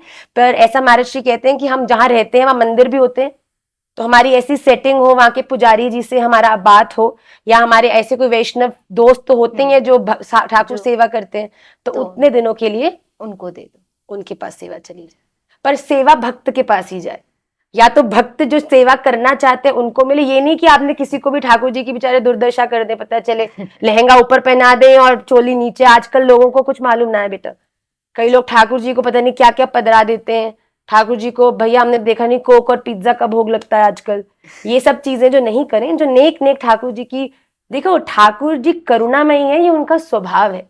पर उनकी करुणा का हम फायदा उठा के कुछ भी आने दे, प्रेम, हम जी प्रेम करते हैं इस भाव के संग, ये हमारी अमर्यादा है। और ये आजकल बहुत ज्यादा हो रही है। मैं देखती हूँ लोग कहते हैं प्रेम है तो सब कुछ है, सब कुछ अलाउड है। हर किसी को एक अलग रिस्पेक्ट देनी चाहिए, तो वो रिस्पेक्ट भी क्रॉस नहीं करनी चाहिए। आजकल मुझे बड़ी पीड़ा होती है बेटा, चलो सूतक पातक का भी कोई लोग इसका जो भाव है इसको रिस्पेक्ट नहीं करते। लोग ग्रहण में तो चलो फिर भी थोड़े बहुत लोग करते हैं, ग्रहण को तो मानते हैं। पर आजकल तो हैरानी की बात है कि जब हमारे जब हम मेंस्ट्रुएट करते हैं, जब हमारा पीरियड साइकिल होता है, उस समय भी आजकल ये चीज बहुत ज्यादा मैं देख रही हूँ। बहुत प्लेटफॉर्म पे लोग आगे आके कह रहे हैं कि अगर आप इसी ब्लड से बेबी बनता है और ये इम्प्योर कैसे है, और इन समय में तो अशुद्धि होती नहीं है, आपको सेवा में जाना चाहिए। अरे हमारे शास्त्रों ने, हमारे आचार्यों ने, हमारी ये सामर्थ्य नहीं है कि हम राधा रमन जी तक सीधे पहुंच सकें। हमें रास्तों की अब जरूरत नहीं है, क्योंकि हमें हमारे गुरुदेव के चरणारविंद मिल गए। हम जब तक हमारे आचार्यों द्वारा लिखित उन नियमों का पालन नहीं करेंगे, तब तक हमें भगवत प्राप्ति होना संभव है। जिस प्योरिटी का, जिस मर्यादा का हमें नियंत्रण करना चाहिए, वो करना हमारी ड्यूटी है। अगर जैसा कि मैंने पहले कहा कि ठाकुर जी भक्त का भाव ग्रहण करते हैं, ये 100% राइट है। ये भगवान की कारुण्यता है।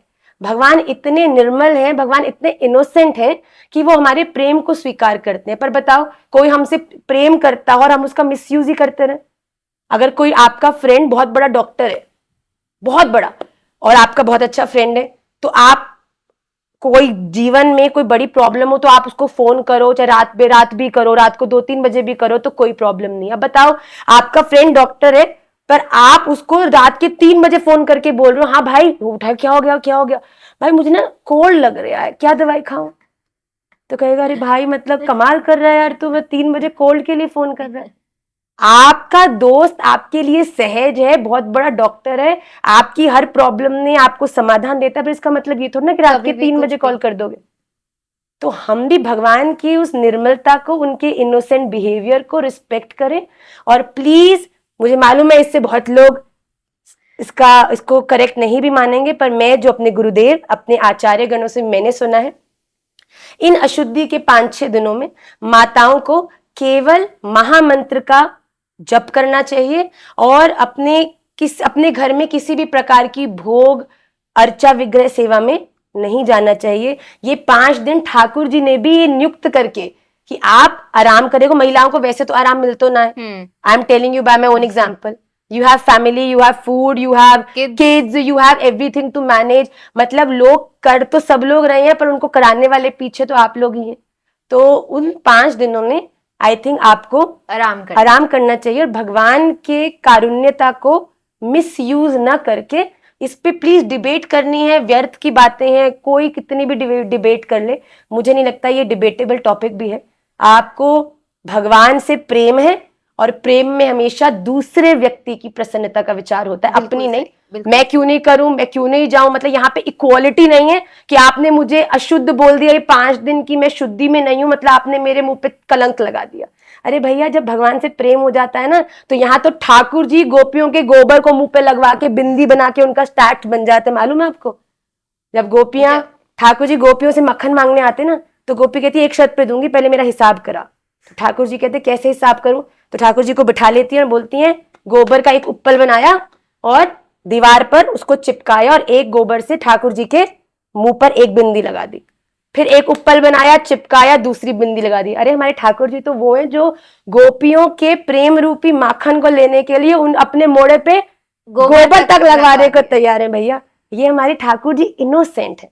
तो आप इस चीज को प्लीज डिबेटेबल टॉपिक न बनाकर, ठाकुर जी की प्रसन्नता, आप पीड़ा में हैं, आप अच्छा फील नहीं, कौन अच्छा फील करता है? बिल्कुल नहीं। हाँ। कोई अगर बोले कि मैं करता हूं तो वो केवल बोलने की बात है, हम एक्सपीरियंस है, हम जानते हैं that's how tough these days are. केवल 5 दिन नहीं, 2 दिन 3 दिन, जितना भी आपका क्रम रहता है, अगले दिन आप स्नान करके फिर ठाकुर जी की आपकी रियलाइजेशन, आपकी चेतना भी आपको तभी कनेक्ट करेगी जब हम कहते हैं ना, आप जब मंदिर में बैठते हो तो आप पीस ऑफ माइंड से बैठो। मैं आपको बताऊं, कभी कभी मेरे ठाकुर जी तो बहुत देर तक भी तैयार नहीं हो पाते, क्योंकि मैं सेवा में जाती ही तब हूं जब मैं इन सबकी ड्यूटी से फ्री हो जाऊं। या तो ब्रह्म मुहूर्त में सारी सेवा करो जब सब सो रहे हैं, नो डिस्ट्रैक्शन, या सब स्कूल गए, काम पे गए, घर का काम खत्म, फिर सेवा में। तो प्लीज ये जो डेज होते हैं, इनमें ठाकुर जी की प्रसन्नता है कि आप रेस्ट करें, आप उनके लिए परिश्रम नहीं करें। तो उन दिनों में किसी और से सेवा कराएं, मन से सेवा करें। केवल शरीर तो कितने साल है? 70 साल बहुत अच्छे से चलेगा, उसके बाद जा पाओगी मंदिर तक अपने? बताओ फिर क्या करोगी? तब तो इम्प्योरिटी भी नहीं होगी। तब जाओगी ना मन से, ठाकुर जी हुन तक कुटने चल दे नहीं है, तुसी मेरे आ गई हैं, जोत जला दी है, मन तो आरती कर रही हैं बस। तो आप ये 5 दिन इसको डिबेटेबल टॉपिक मत बनाइए, let's keep it very emotional from the perspective of Radharam. हर किसी की रिस्पेक्ट हर किसी को उतनी ही देनी चाहिए। हाँ, और हर चीज में फेमिनिज्म नहीं आता है भैया, please stop it. I mean feminism, equality, blah blah blah, too much करते हैं आप लोग, इतनी की आवश्यकता भी नहीं है।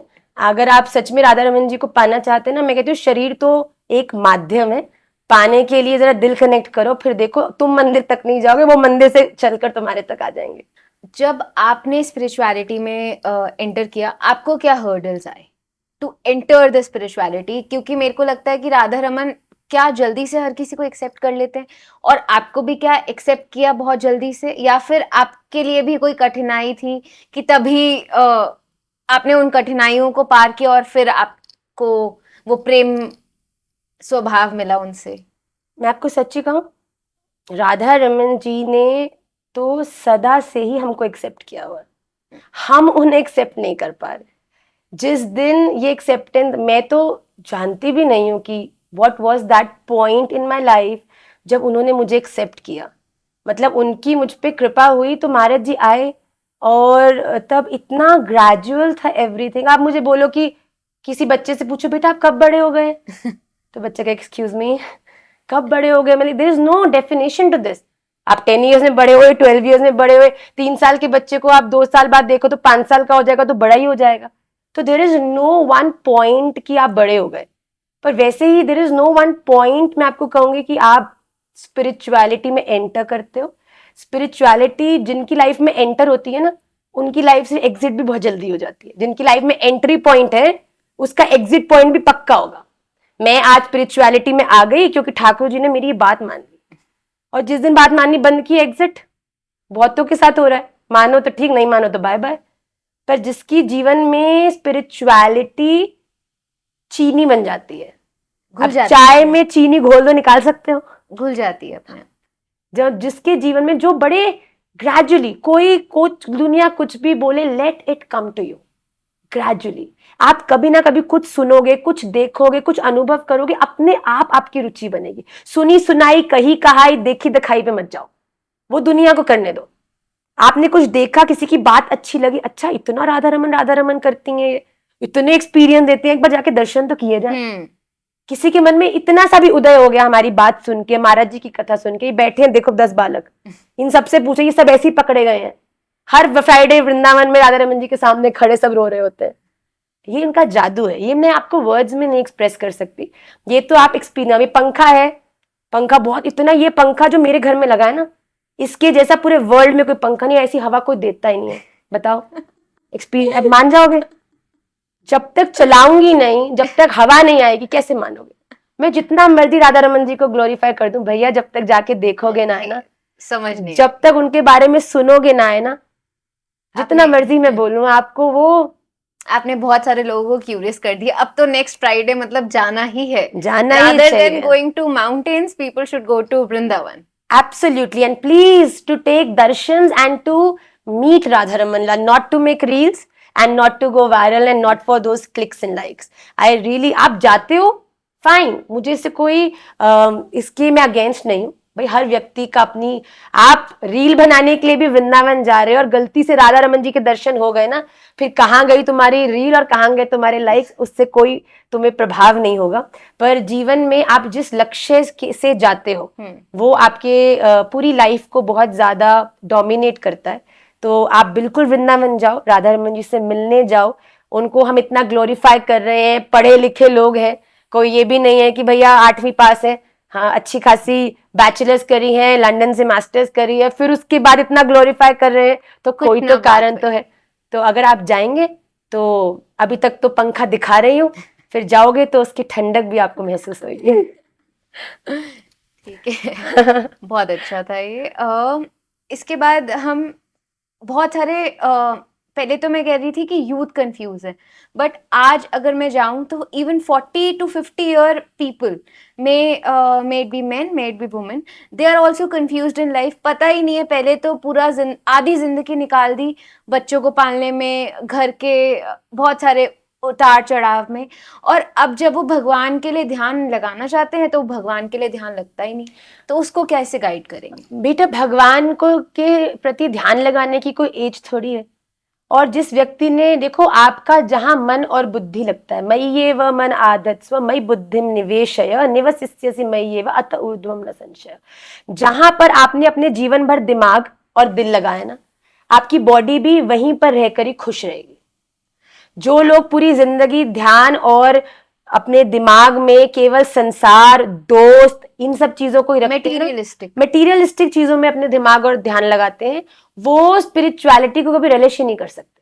वो वहां जाकर भी उनको गंदगी, ढोंग, दिखावा, ये दान, ये सब चीजें उनको दर्शन होगा। पर जिसने शुरू से ही भगवान का ध्यान और चिंतन करना प्रारंभ कर दिया, उसको अब बार बार संसार में ले जाओगे ना, संसार में भी बार बार भगवान का दर्शन कर लेगा। डिफरेंस क्या है कि जो व्यक्ति संसार में, देखो मैं भी हूं भैया, मैं आपको सच बताती हूँ, raising of the children, leading a life, doing your duties, इसमें कोई भी स्पिरिचुअलिटी हर्डल नहीं होती। प्लीज ये नोशन को आप तोड़ दीजिए। आप केवल रेलिश करते हैं किट्टी पार्टियों में जाना, आप केवल रेलिश करते हैं लोग आपकी सुंदरता देखें, लोग आपकी बढ़ाई करें, इसलिए आप इन सब चीजों में इन्वॉल्व होते हैं। भक्ति आपकी लाइफ के किसी भी स्टेज में आपको कभी भी रोकती नहीं है किसी काम ने। मैं आपको सच बताऊं, मेरे जीवन में शायद इतना कुछ है और इतना कुछ मेरी सामर्थ्य नहीं है करने की, पर sometimes when I reflect back और मैं सोचती हूँ कि राधा रमन जी इतनी सुंदरता से आप सब कुछ करा रहे हो। क्या हो पाठशाला, क्या हो मेरे बालक, क्या हो मेरे राधा रमन जी, क्या हो मेरे महाराज जी, क्या हो मेरा परिवार, क्या हो मेरा relationship with my parents, with my in-laws, everything is phenomenal. मैं कहती हूँ ठाकुर जी मैंने तो सिर्फ आपको पकड़ा है और आपने सब क्या बना दिया है मेरी जिंदगी को। एक बुद्धू लड़की जिसने जीवन में हॉकी के अलावा कुछ नहीं किया, आज लोग चाह रहे हैं कि माँ आप कुछ हमको सिखाओ। आपको लगता है मेरी छोटी सी बुद्धि का ये विषय भी है? ये तो राधा रमन जी है। मैं आपको बता रही हूँ, जीवन में जिस दिन राधा रमन जी पकड़ लिए ना, दुनिया आपके पीछे दौड़ेगी भैया। अभी तक हम दौड़ रहे हैं, तू थोड़ा अप्रिशिएट कर दे, तू थोड़ी अटेंशन दे दे, तू भिखारी बने हुए हैं भैया।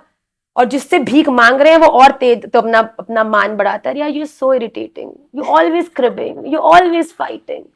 अरे भैया तुम छोड़ दो उनको। राधा रमन जी को जिस दिन आप लोगों ने पकड़ लिया ना, फिर आपके पास समय ही नहीं होगा इन बेफजूल और बेकार के लोगों की और बातों थोड़ी में। तारीफ कर दो थोड़ा सा। अरे बिल्कुल आपकी तारीफ। आप बताओ, हमको बहुत लोग कहते हैं कि माँ हमने आपके जितने स्टूडेंट्स देखे हैं या जितने भी भक्त देखे हैं वो इतनी सुंदर क्यों होते हैं?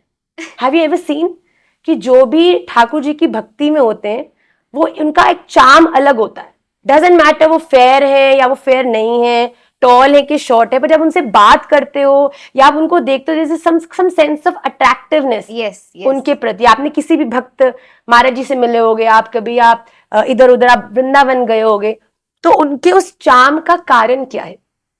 तो उनके इस चार्म का कारण यही है कि वो अपने जीवन में हमें डार्क कौन करते हैं?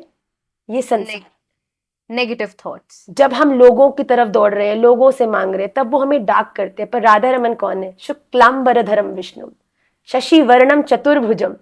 भगवान का जो ग्लो है वो एक व्यक्ति के जीवन में उसमें दिखने लगता है जब वो उसको आप दुनिया के काले लोगों को पकड़ोगे तो काले ही होगे, नेगेटिव ही होगे, सैड ही रहोगे।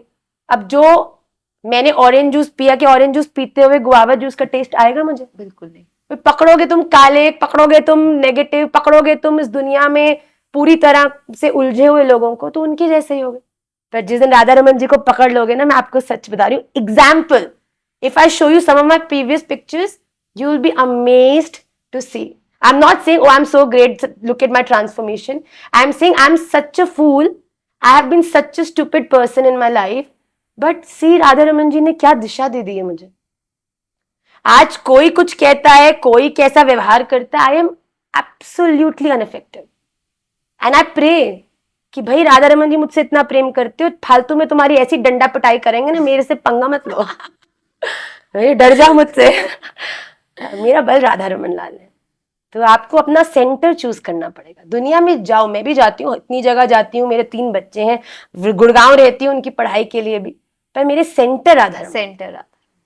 और आपका how does your everyday goes like? आपके very regular of a mother who is having 3 children. मैं प्रतिदिन सुबह प्रारंभिक नियम से प्रारंभ होता है, जो बच्चों के उठने से पहले हमारा होता है, और उसके बाद बच्चों को उठाओ, रेडी करो, स्कूल छोड़कर आओ, उसके बाद घर का कार्य होता है, फिर स्कूल से लेकर आओ। It's a very regular life which anybody and everybody lives. But the only difference is कि जो मैं अपनी एवरीडे लाइफ में करती हूँ वो मेरा कर्म नहीं है, वो मेरा भजन है। मैं अपने बच्चों को अपनी ड्यूटी नहीं मानती। मैं ये सोचती हूँ कि राधा रमन जी ने इन दोनों को, मेरी लालियों को और भवभूति को मेरी लाइफ में भेजा है, जिससे कि मैं उनकी सेवा। महाराज जी मुझे फोन करते ना, क्या कर रहे हो, तो मैं कहती हूँ अब मैं भवभूति की सेवा में हूँ। मैं अभी भोग पवा रही हूँ। तो आपके देखो, थोड़ा सा आपका कंसंट्रेशन पॉइंट बदलने से आपकी हर चीज भजन हो सकती है। तो आप अगर मुझसे पूछोगे आप कब भजन करते हो, तो मैं आपको ये बोलती हूँ कि ऐसे दिन का शायद ही कोई समय है जब मैं भजन नहीं करती। ऐसा मैंने महाराज जी से सीखा। पहले मुझे बड़ा होता था, मेरी माला नहीं कंप्लीट हो पा रही ना, मैं अर्चन नहीं कर पा रही, तो महाराज जी ने मुझे बोला कि अर्चन और ये करने में अगर तुम सीमित रह जाओगे तो भजन का समय बड़ा छोटा हो जाएगा। पर कलयुग में तो हर्षण भजन होना चाहिए। इसलिए आज इस पॉडकास्ट में भी मैं इसीलिए हूँ जिससे कि शायद मेरे द्वारा कोई ऐसी बात निकल जाए जिससे कोई व्यक्ति जो कंफ्यूज्ड है या उलझा हुआ है उसे राधा रमन जी मिल जाए। तो ये मेरी राधा रमन जी के लिए सेवा है। तो आप अपने एवरीडे लाइफ में हर चीज को जब कल्याण के लिए, राधा रमन जी की हैप्पीनेस के लिए करते हैं, तो आप सब कुछ करते हुए भी कुछ नहीं करते और कुछ नहीं करते हुए भी वो जो सब कुछ है उसके लिए सब कुछ करते हैं। माँ आजकल ये टैरो रीडिंग, रेकी, हीलिंग्स, मतलब तांत्रिक प्रैक्टिसिंग बहुत ज़्यादा चल रही है, तो what is your opinion on that? See, as I told you before, आपकी जिसमें निष्ठा है, मुझे नहीं लगता कि राधा रमन जी का नाम कीर्तन से ऊपर बड़ी कोई हीलिंग है, उनके नाम और स्मरण से ऊपर कोई रेकी है। ये केवल आपका बिलीफ है। अगर आज मैंने बिलीव कर दिया कि ये करने से मैं हील हो जाऊंगी, तो आप जीवन में कोई भी साधन अपना लीजिए, आप हील हो जाओगे। पर जब तक आपके जीवन में अंडर कॉन्फिडेंस रहेगा कि ये मेरे लिए वर्क करेगी कि नहीं करेगी, मैं आपको सच्ची बताती हूँ, अगर आप कोई मेडिसिन ये सोचकर खाएं कि ये मुझे इफेक्ट नहीं करेगी, तो वो नहीं करेगी। ये हमारे जीवन की अनुभव करी हुई चीज है। तो आपका बिलीफ जहां पर है वो ही आपके लिए काम करने वाली है। तो अगर आप हीलिंग में किसी भी साधन से सोचते हैं पर आपका पूरा विश्वास है, so that will definitely work for you. ये आपने द सीक्रेट करके एक बुक है, हाँ. उसमें भी यही कहा जाता है कि अगर आप पानी भी पी लो दवाई समझ के और उसको सोच लो कि पानी will heal you, it will actually heal you. That's absolutely true. As I told you, your brain is the master of this body. You have to understand that. Please make that brain more effective in your life. चाहे आप किसी से कितना भी प्रेम करते हैं, दुनिया के प्रेम में आपको दिमाग ही लगाना है, दिल लगाने की जरूरत नहीं। दिल सिर्फ राधा रमन जी से लगाया, तभी समझ भी आएंगे, तभी आप खुश भी रहोगे। ठीक है। और जैसे कि आप खुद एक माँ हो और आपके 3 बच्चे हैं, आप पूरा घर गृहस्थी चला रहे हो, can you give some guidance to the upcoming moms who are inclined towards spirituality but they are not sure कि मैं कैसे अपना टाइम मैनेज कर पाऊंगी? उनके लिए एक map down way how they can manage परिवार plus professional life plus the kids. As I told before as well, kids, परिवार एंड स्पिरिचुअलिटी, ये 3 अलग चीजें है ही नहीं। मेरे लिए स्पिरिचुअलिटी, परिवार और बच्चे, ये तीनों अलग चीजें है ही नहीं। मेरे लिए ये तीनों एक ही हैं और वो राधा रमन जी। मैं कहती हूँ अगर आप अपने बच्चों को स्पिरिचुअल करना चाहते हैं, there is no rocket science. आप उनके संग दिन में, अब वो ट्यूशन जा रहे हैं, मैं आपको सच बताऊं, मेरे बच्चे पूरा दिन क्रेजीली बिजी रहते हैं। They go to school, they come back, half an hour they eat their food, they go for badminton, from 6 to 7:30 they have their classes, 7:30 we leave for the swimming, 8 to 9 they go for the swimming class, 9 o'clock they come back, they eat prasadam, do their homework, 10 o'clock they are in the bed. अब आप बताओ माँ, उनको श्लोक कब सिखाते होगे आप? और मेरे बच्चे जो जितना मुझे आता है लगभग सारा मैं उनको हृदयस्थ कराती हूँ। कब? हमारा स्पिरिचुअल टाइम कोई घंटे नहीं होते। जब सुबह मैं अपने बच्चों को स्कूल छोड़ने जाती हूँ, in the car, those 15 minutes are our spiritual time. उनको श्लोक सिखाना, आप कोई ज्ञान मत दो उनको, केवल उनको शास्त्र का ज्ञान दे दो, केवल उनको श्लोक याद कराओ। श्लोक, आप बताओ, आपको नहीं पता हो कि लीची है, कोई फॉरेनर को आप लाओ जिसने कभी जीवन में लीची नहीं खाई हो, आप उसके मुंह में लीची रख दोगे और वो खाएगा, क्या आपको उसको बताना पड़ेगा कि ये मीठा है और इसका कितना आनंद है? नहीं। अगर आपने लीची रूपी शास्त्र श्लोक अपने बच्चों को खवा दिए ना, कैसे भी 15 मिनट, बच्चे इतने शार्प होते हैं। और आपको पता, बच्चे ही नहीं, हर व्यक्ति सुबह के टाइम पे, हर सुबह शाम जब भी आपको समय मिले, आप उनको एक श्लोक 3-4 बार बुलवाओ, उसके बाद अगले दिन वो श्लोक बुलवाओ, तीसरे दिन वो खुद बोलेंगे। जब हम स्कूल जाते हैं तो वो श्लोक बोलते हैं और याद करते हैं, और फिर अगले श्लोक को हम ऐसे लेते हैं, और जब वहां से वापस आते हैं तब नए श्लोक याद करती हूँ। तो वो मेरा स्पिरिचुअल टाइम होता है। I am not saying you need hours to learn shlokas. आप अगर प्रतिदिन के नियम में 10-15 मिनट भी एक चीज को 2-3 बार पढ़ते हो, आप किचन में काम कर रहे हो, सामने, मैं बताती हूँ, biggest medicine to all the sorrows is knowing your shastras. हमें अभी ज्ञान नहीं है ना, इसलिए हम इतने बुद्धू हुए हैं। कभी ये सुन लिया तो ये अट्रैक्टिव है, इससे इसको बेनिफिट मिल गया तो वहां चले गए, इधर जिगजैग के चक्कर में रोड पूरी नहीं हो पा रही। पर रोड तभी पूरी होगी जब आप सही रोड पर आओगे विदाउट एनी डिस्ट्रप्शन। और एक ही व्यक्ति से शायद एक ही भावना या एक ही एनर्जी पे कंसंट्रेट करोगे। आजकल बिल्कुल। इतने सब आ गए हैं, गुरुजी कह लो, सदगुरु कह लो, इतने बहुत गुरुज हैं जो हम एज अ यूथ को कंफ्यूज भी कर रहे हैं और हम भी अटल नहीं रह पा रहे हैं कि इसको फॉलो करें कि उसको फॉलो करें। तो इसीलिए कहा जाता है बेटा कि जीवन में गुरुदेव जो आपके दीक्षा गुरु होते हैं और इष्ट होना बड़ा जरूरी है। मैंने कहा ना, आई हैव नो प्रॉब्लम कि आप राधा रमन जी को ब्रह्म के रूप में मानते हो, भगवान के रूप में मानते हो, कि परमात्मा के रूप में मानते हो। These are three different things. Brahm is energy, Paramatma means a form, but a form which is something not recognizable to all of Shapeless. us and shapeless, and भगवान which is a form. Which तो आप जिस भी form में राधा रमन जी को मानो, I have no problem, but आपका dedication उस एक की तरफ होना चाहिए। Only then it will give you that realisation. पति एक ही होता है, अब सब में पति का दर्शन करोगे तो बताओ क्या हो नहीं होगा, समझ आएगा, किसी से प्रेम कर पाओगे?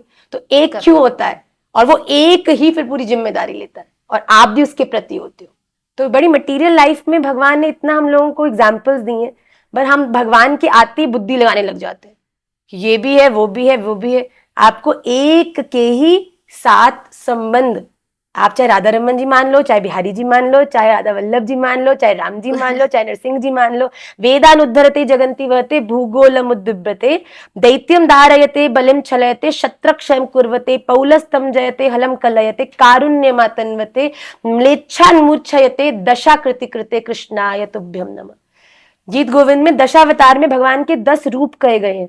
भगवान मत्स्य भी है, मछली भी है, कूर्म भी है, भगवान नरसिंह भी हैं, भगवान कल्की भी हैं जो आने वाले हैं। तो भगवान के बहुत सारे रूप है। क्या वो आ गए हैं कि नहीं आए अभी? अरे भैया अभी आने में समय है, अभी तो तुम लोग फिर भी डेकोरम में चल रहे हो, अभी आगे आगे कलयुग का रूप देखिएगा। मतलब अभी तो केवल कुछ साल निकले, कल्की आएंगे, कल्की पुराण में लिखा है वो आएंगे। और वो जब आएंगे, विष्णु भगवान शिव के बहुत बड़े भक्त होंगे और भगवान शिव ही उन्हें देवदत्त नामक घोड़ा, जो सफेद घोड़ा है ना, इस पे आएंगे। वो गरुड़ जी का स्वरूप है। गरुड़ जी ही घोड़े का स्वरूप धारण करके देवदत्त नाम के घोड़े पर, और भगवान भोलेनाथ ही उनको जड़ाऊदार तलवार देंगे जिससे सभी जो भगवान के इस पूरे क्षेत्र में जो कलयुग के अंदर जो अधर्म को फैला रहे हैं उनका विनाश करेंगे। बस ये आखिरी की ओर हम बढ़ रहे हैं। ये कहते हैं कि मल्टीपल यूनिवर्स बहुत है, क्या ये सच में मल्टीपल यूनिवर्सेस हैं? एब्सोल्युटली। मतलब कहीं और एक रामलीला चल रही है? एब्सोल्युटली। अगर आपने गीता जी का आश्रय लिया होगा तो आपको इस चीज का आंसर, मेरे सब बच्चों को ये मालूम है। भगवान का स्वरूप इतना विराट है, तो भगवान से जब अर्जुन तो ने भगवान को सखा के रूप में देखा है, तो जब भगवान ने कहा अर्जुन तो क्यों फंस रहा है भैया, तूने पहले भी ऐसे ऐसे किया और आगे आने वाले समय में भी ऐसे ऐसे होगा। तो अर्जुन कह रहे भाई आप ज्यादा हीरो कैसे बन गए, आपने कोई क्या मेरे से आपके जन्म से पहले चीजें देखी हैं क्या? तो भगवान ने कहा, अर्जुन हंसने लगे भगवान, बेटा तू जानता नहीं कि तेरा सखा बनके तेरे प्रेम में बावरा हुआ मैं जो तेरे सामने खड़ा हूं ना, मैं केवल ये नहीं हूं, मैं वो भी हूं जो तू नहीं देख सकता, मैं वो हूं जो तू देख पा रहा है, और मैं वो भी हूं जो तू कभी सोच भी नहीं सकता। भगवान कह रहे हैं कि मेरा जो विराट स्वरूप है उसके एक अंश, मतलब कि अगर आप एक बड़ा सा पेपर, चार्ट पेपर ले लो और उसके अंदर एक बिल्कुल पॉइंटेड पेंसिल से एक डॉट लगा दो, हमारा ये जो ब्रह्मांड है वो भगवान के उस पूरे श्री विग्रह के उस डॉट के समान है। और न जाने कितने ब्रह्मांड भगवान के उस श्री विग्रह में चल रहे हैं। तो ये तो भगवत गीता में खुद भगवान कह रहे हैं अपनी वाणी से। तो ये तो हम तो केवल उनकी, क्या बोलूं मैं आपको, चींटी भी बड़ी चीज है भाई, कुछ भी नहीं है, हम पॉइंट ऑफ द नीडल भी नहीं है। और आजकल बहुत ज़्यादा डाइवोर्स केसेस बढ़ रहे हैं। आप बोल रहे थे अभी कि एक ही पति चूज करना चाहिए, we were just talking previously. ये एक ही पति होता है भैया, चूज तो क्या करें। उस चीज को आजकल लोग पति ढूंढ रहे हैं कि आजकल कोई ग्रोसरी शॉप में जाके आटा मिलाते हैं ना कि मेरी हेल्थ के लिए कौन सा आटा है, अच्छा भैया 10 ग्राम तू फ्लावर डाल दे वीट का, 10 ग्राम डाल दे मिक्स वाला, 10 ग्राम डाल दे तो ये वाला, तो हाँ पॉइंट्स थोड़े चाहिए, ओट्स वाला आटा भी डाल दे, अब ये आटा मेरी हेल्थ के लिए परफेक्ट। अरे भैया कैसी बात करते हो आप।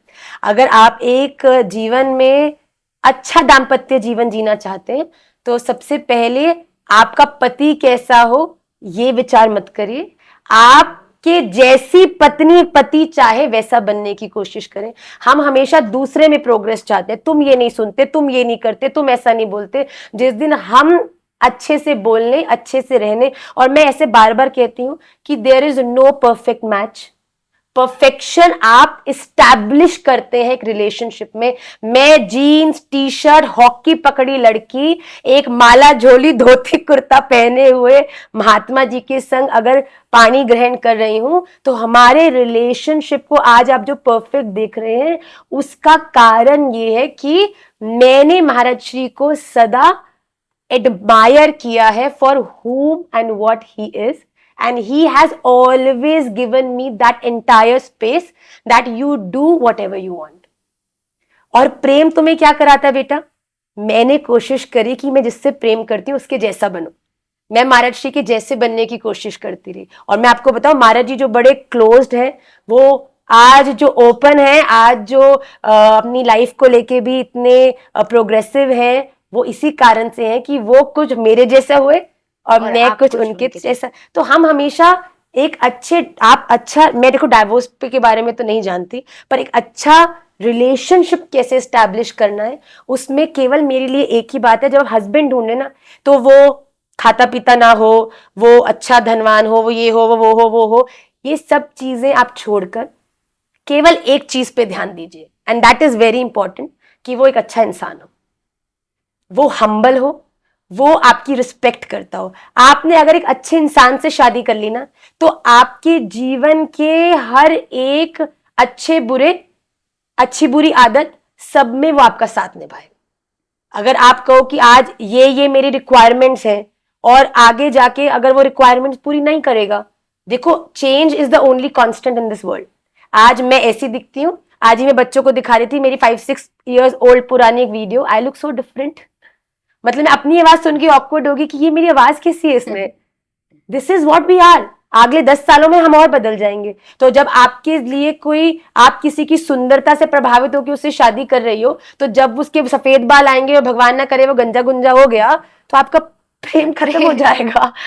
तो अपने प्रेम के आधार में एक अच्छे इंसान को रखो। अगर एक अच्छा इंसान है, चाहे वो बिल्कुल अच्छा व्यक्ति हो, और अगर अच्छा व्यक्ति है तो आपकी प्रसन्नता के लिए कुछ भी करेगा। और जब एक रिलेशनशिप में एक व्यक्ति को रिस्पेक्ट मिलती है, लव मिलता है, अंडरस्टैंडिंग मिलती है, तो रिलेशनशिप कितने भी अप्स एंड डाउन से निकल जाए पर वो हमेशा स्ट्रेंथेंड ही होता है। मतलब ये आपकी सक्सेस स्टोरी है। Yes, आपकी रिलेशनशिप। एब्सोल्युटली।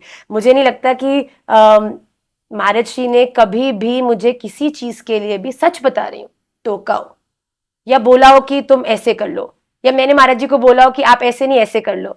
मतलब ये हमारे रिलेशनशिप की एक अंडरस्टैंडिंग है कि हमने एक दूसरे के लिए अनसेड चेंजेस किए हैं, बिल्कुल किए हैं, खाने पीने, पहनने, सोने, मिलने जुलने सब में किए हैं, पर बड़ी प्रसन्नता से किए। कोई फेमिनिज्म नहीं आया, कोई इक्वालिटी नहीं आई कि आप मुझे जीन्स और स्कर्ट से साड़ी पहना रहे हो।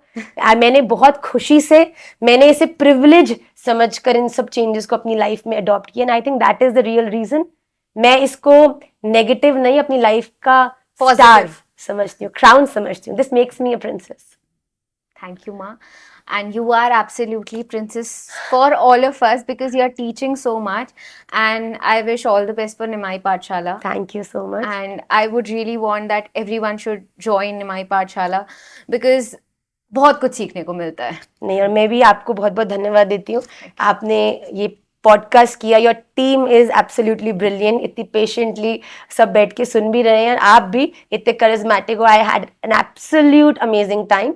और मेरा भी यही सभी से निवेदन है कि निश्चित रूप से आप निमाई पाठशाला को ज्वाइन करिए, क्योंकि ये न केवल आपके इस कॉम्प्लिकेटेड जीवन को कुछ सहज करेगा, बल्कि आपके जो इटर्नल आपका कॉज है to take this human birth, उससे भी आपको परिचित कराएगा। Absolutely.